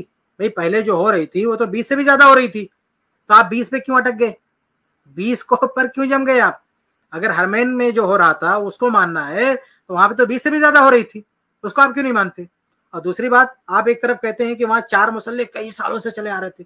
अरे भाई, जब कई सालों से 4 मुसल्ले वहां पे गलत तरीके से जो है वहां रह सकते हैं, तो तरावी गलत तरीके से नहीं हो सकती? अगर कई सालों से वहां 4 मुसल्ले पड़े हुए थे, उसको खत्म किया गया। किसने खत्म किया? हम्बलियों ने खत्म किया, सऊदी हुकूमत ने खत्म किया। तो सऊदी हुकूमत ने अगर 20 रकअत तरावी भी खत्म कर दिया तो कौन सा जुर्म किया उन्होंने, कौन सा गलत किया उन्होंने? तो आज आप लोगों को ये बता रहे हो कि इतने सालों से हो रहा था। अरे इतने सालों से 4 मुसल्ले भी चले आ रहे थे, सऊदी हुकूमत ने उठा के फेंक दिया उसको। और इतने सालों से 20 रकअत भी चली आ रही थी, खत्म कर दिया उसको। और 20 रकअत बाद में शुरू हुई वहां पे, उससे पहले 20 से भी ज्यादा 36-40 रकअतें हो रही थी। और उससे पहले उमर इब्न खत्ताब रज़ी अल्लाह तआला के दौर में जब उन्होंने इमाम मस्जिद नबी का इमाम मुतय्यन किया था सहाबा को, तो उस टाइम हरमैन में कितनी तरावी हो रही थी? 8 रकअत तरावी, यानी वितर समेत 11 रकअत तरावी। तो वही कह रहे हैं, सबसे पीछे जाओगे अगर जाना है ना, हमारे अस्लाफ की जो पहली पीढ़ी है सहाबे कराम, वहां देखेंगे तो सहाबे कराम के दौर में हरमैन में सिर्फ और सिर्फ 8 रकअत तरावी, यानी वितर समेत 11 रकअत तरावी हो रही थी। इसी जगह पे 11 रकअत तरावी होती। बाद में जब बढ़ाएगी तो सिर्फ 20 नहीं, उससे भी ज्यादा बढ़ा देगी, और बाद में फिर 20 हुई, और बाद में सब ये मसला बदलते गया। बाद में तो वहां पे मुसल्ले भी कायम हुए। तो ऐसे मुसल्ले, आप खुद कहते हैं मुसल्ले गलत, और आप खुद कहते हैं कई 100 सालों से मुसल्ले वहां पे जमे हुए थे। तो कई 100 सालों से 4 मुसल्ले वहां पे हो सकते हैं जो कि आप गलत मानते हैं, तो कई 100 सालों से सुन्नत के खिलाफ वहां पे तरावी क्यों नहीं हो सकती है? तो हम क्यों उसमें फॉलो करें? आप 4 मुसल्ला कहते हैं गलत है, तो हम कहते हैं 20 रकअत तरावी भी होना चाहिए। वही तादाद होनी चाहिए जो अल्लाह के नबी सल्लल्लाहु अलैहि वसल्लम ने उस मस्जिद नबी में, जो अल्लाह के नबी सल्लल्लाहु अलैहि वसल्लम ने जिस तादाद में रकात तरावी पढ़ाई थी, वही तादाद होनी चाहिए। उस मस्जिद नबी में उमर इब्न खत्ताब रज़ी अल्लाह तआला अन्हु के हुक्म से सहाबे कराम ने जिस तादाद में तरावी पढ़ाई थी, वही तादाद होनी चाहिए। हम कहते हैं उसी को बेहतर समझना चाहिए, उसी को अफजल समझना चाहिए। किसी को और पढ़ना, अपना इख्तियार हो जाए, अपने घर में पढ़े, लेकिन उस मरकजी जगह पर वही तादाद होनी चाहिए जो सुन्नत रसूल से साबित है, जो सहाबे कराम से साबित है। राशिदीन के दौर में कोई एक रिवायत दिखा दो 8 रकअतों वाली, कोई एक रिवायत। ہاں جو حضرت عمر سے موطا میں منقول ہے اس کا جواب میں نے دے دیا, اس کے علاوہ کہیں دکھا دو. آپ کوئی ایک روایت دکھا دو. آپ کہہ رہے ہیں کہ موطا کی جو روایت ہے جواب دے چکے. کیا جواب دیا آپ نے؟ آپ نے کہا مسترب, یہی کہا نا آپ نے. لیکن یہ استرحاب کا شکار کون ہوا؟ ہمت ہے تو بتاؤ, نام لو. آپ نے جو جواب دیا اس کا جواب میں بھی دے چکا ہوں, اور آپ کہہ رہے ہیں کہ کوئی ایک روایت بتاؤ. آپ یہ کہنا چاہتے ہیں نا کہ عمر ابن الخطاب رضی اللہ تعالیٰ عنہ کے علاوہ کہیں اور, کوفہ میں, بصرہ میں, یمن میں, یہاں پہ کہیں کسی اور جگہ آپ کوئی ایک روایت دکھا دو. ارے بھائی کسی اور جگہ آپ 20 رکعت بھی دکھا دو. آپ کسی جگہ 20 کا دعویٰ دکھاؤ. جب خلیفہ سے, جب مرکزی جگہ سے قانون پاس ہو گیا, یہ آرڈر آ گیا کہ 11 رکعت پڑھنا ہے, یہ کہاں سے آرڈر آیا؟ یہ کوفہ سے نہیں آیا آرڈر. کیا آپ کہو گے صرف کوفہ کے لیے ہوگا؟ یہ جہاں پہ سینٹرل حکومت ہے, جہاں پہ مرکزی حکومت ہے, جہاں پہ خلافت ہے, عمر ابن الخطاب رضی اللہ عنہ جو خلیفہ ہے وہ آرڈر پاس کر رہے ہیں کہ 11 رکعت تراویح پڑھائی جائے, تو ظاہر بات ہے ان کا آرڈر صرف مدینہ کے لیے رہے گا, ان کا آرڈر پورے عالم اسلام کے لیے رہے گا. اس لیے اب آپ کی ذمہ داری ہے کہ کوفہ میں, بصرہ میں 20 رکعت دکھاؤ. آپ کو کس نے بتا دیا کہ عمر ابن الخطاب رضی اللہ عنہ نے جو حکم دیا تھا وہ اس حکم پہ عمل صرف مدینہ میں ہو رہا تھا؟ یعنی مدینہ کے باہر جو کوفہ, بصرہ, وہ لوگ 8 رکعت تراویح نہیں پڑھ لیتے, وہ لوگ وتر سمیت 11 رکعت تراویح نہیں پڑھ لیتے, وہ 20 پڑھ لیتے. کس نے بتایا آپ کو 20 پڑھ لیتے؟ آپ بڑے ہی اطمینان کے ساتھ اور بہت بڑی خوش فہمی کے ساتھ کہہ رہے ہیں کہ دور میں رمضان پورے عالم اسلام میں, کوفہ میں, بصرہ میں, فلاں میں کتنا ہو رہا تھا. کدھر دلیل ہے؟ آپ ہوا میں بات کر رہے ہیں. کوفہ آپ ثابت کر دیں کہ عمر ابن خطاب رضی اللہ تعالیٰ نے جب 11 رکعت پڑھوائی تو عین اسی وقت دوسرے شہروں میں 20 ہو رہی ہو. یہ کہاں لکھا ہوا ہے؟ کس کتاب میں لکھا ہوا ہے؟ کون سی روایت میں موجود ہے؟ یہ کہیں نہیں, صرف آپ ہوا میں بات کر رہے ہیں. یہ صرف آپ ہوا میں بات کر رہے ہیں, اس لیے اس کی کوئی حقیقت نہیں. صحیح بات یہ ہے کہ عمر ابن خطاب رضی اللہ تعالیٰ نے جو حکم دیا تھا اس مرکزی جگہ پہ حکم دیا تھا, یہ خلیفہ کا حکم تھا, ان کی تعلیم تھی. اب بغیر دلیل کے کوئی یہ نہیں کہہ سکتا کہ فلاں اسٹیٹ میں اس کے خلاف کیا گیا. اگر آپ دعوے دار ہیں کہ فلاں اسٹیٹ میں فلاں جگہ اس کے خلاف ہوا تو آپ کو ثبوت دینا پڑے گا, ورنہ بائی ڈیفالٹ جو خلیفہ کا آرڈر تھا, جو حکم تھا, اسی کے مطابق ہم یہ مانیں گے کہ تمام پورے عالم اسلام اسی کو فالو کر رہے تھے. اگر اس کے برخلاف آپ کا دعویٰ ہے کہ کسی اسٹیٹ میں اس کے خلاف ہوا تو آپ اس کا ثبوت پیش کریں. 8 رکعتوں سے جماعت سے نماز کسی نے پڑھی ہو تو نہیں ہے کچھ بھی اس میں. تو اس لیے جو طریقہ صدیوں سے تواتر کے ساتھ چلا آ رہا ہے وہ کتنی رکعتوں کا ہے؟ 20 رکعتوں کا. تو اسی کو فالو کرنا چاہیے. تو دوسرا کام آپ نے خاندانی کیا کرنا ہے؟ تراویح پابندی سے پڑھنی. سمجھ میں آ رہی ہے بات؟ ایک بات انہوں نے کہی کہ تواتر سے چلا رہا, استغفر اللہ, تواتر سے چلا رہا ہے. یہ 20 رکعت تواتر سے آ رہا ہے. یہ آپ کا, یعنی آپ نے ابھی آنکھ کھولا ہے, اپنے دور میں یہ دیکھ رہے ہیں, آپ اس کو تواتر بول رہے ہیں. اس تواتر کو آپ ثابت کر دیجیے, اللہ کے نبی صلی اللہ علیہ وسلم کے دور میں ثابت کر دیجیے, آپ صحابہ کے دور میں ثابت کر دیجیے, آپ ثابت کیجیے کہ صحابہ کرام رضی اللہ عنہ کے دور میں یہی طریقہ ہو رہا تھا, آپ ثابت کیجیے کہ تابعین کے دور میں ہو رہا تھا. یہ بعد میں اگر کوئی چیز چل پڑی اور اس میں تواتر کا سلسلہ ہوا, یعنی کئی لوگ اس پہ عمل کرتے رہے, اس کی کوئی حقیقت نہیں. تواتر منقطع نہیں ہونا چاہیے. میں آپ کو ایک مثال دیتا ہوں. بچہ جب پیدا ہوتا ہے تو اس کے کان میں اذان دی جاتی ہے. کچھ لوگ دائیں کان میں اذان دیتے ہیں, بائیں کان میں اقامت کہتے ہیں, کچھ لوگ اذان دیتے ہیں. یہ جو عمل ہے نا, یہ عمل تواتر کے ساتھ ہوتا چلا آ رہا ہے, تواتر کے ساتھ, یعنی بہت یعنی ہر دور میں ہوتا چلا آ رہا ہے. لیکن امام مالک رحمہ اللہ کے دور میں پہنچ کے سلسلہ ٹوٹا ہوا دکھتا ہے. یعنی امام مالک رحمہ اللہ سے ملتا ہے کہ وہ اس کے انکاری تھے, وہ اس کو نہیں مانتے تھے. امام مالک رحمہ اللہ وہ اس کے قائل نہیں تھے. اب امام مالک رحمہ اللہ سے اوپر اس کی کوئی ثبوت نہیں ملتا ہے, اس کی کوئی سند نہیں ملتی ہے. تو یہ بعد میں اگر کسی نے کوئی چیز شروع کی ہے اور وہ تواتر کا سلسلہ چل پڑا تو ہم کہیں گے منقطع تواتر ہے. یہ تواتر تھے, لیکن شروع کہاں سے, اسٹارٹ کہاں سے ہوا ہے؟ بعد میں شروع ہوا نا. تو بعد میں نسل در نسل وہ چیز تواتر پکڑ گئی تو اس کی کوئی حیثیت نہیں ہے. اصل چیز ہے کہ نبی کے دور سے, صحابہ کے دور سے وہ چیز تواتر کے ساتھ آ رہی ہو. تو صحابہ کے دور سے اگر وہ چیز تواتر کے ساتھ آ رہی ہو تب اس کو قبول کیا جائے گا.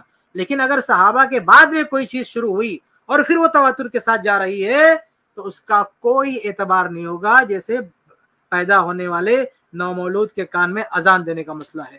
اور اسی طرح سے خود آپ دیکھ لیں, یہ جو 4 مصلی کی آپ نے امام دی ہے, 4 مصلی کی آپ نے مثال دی ہے, یہ بھی تو تواتر سے چلا آ رہا تھا.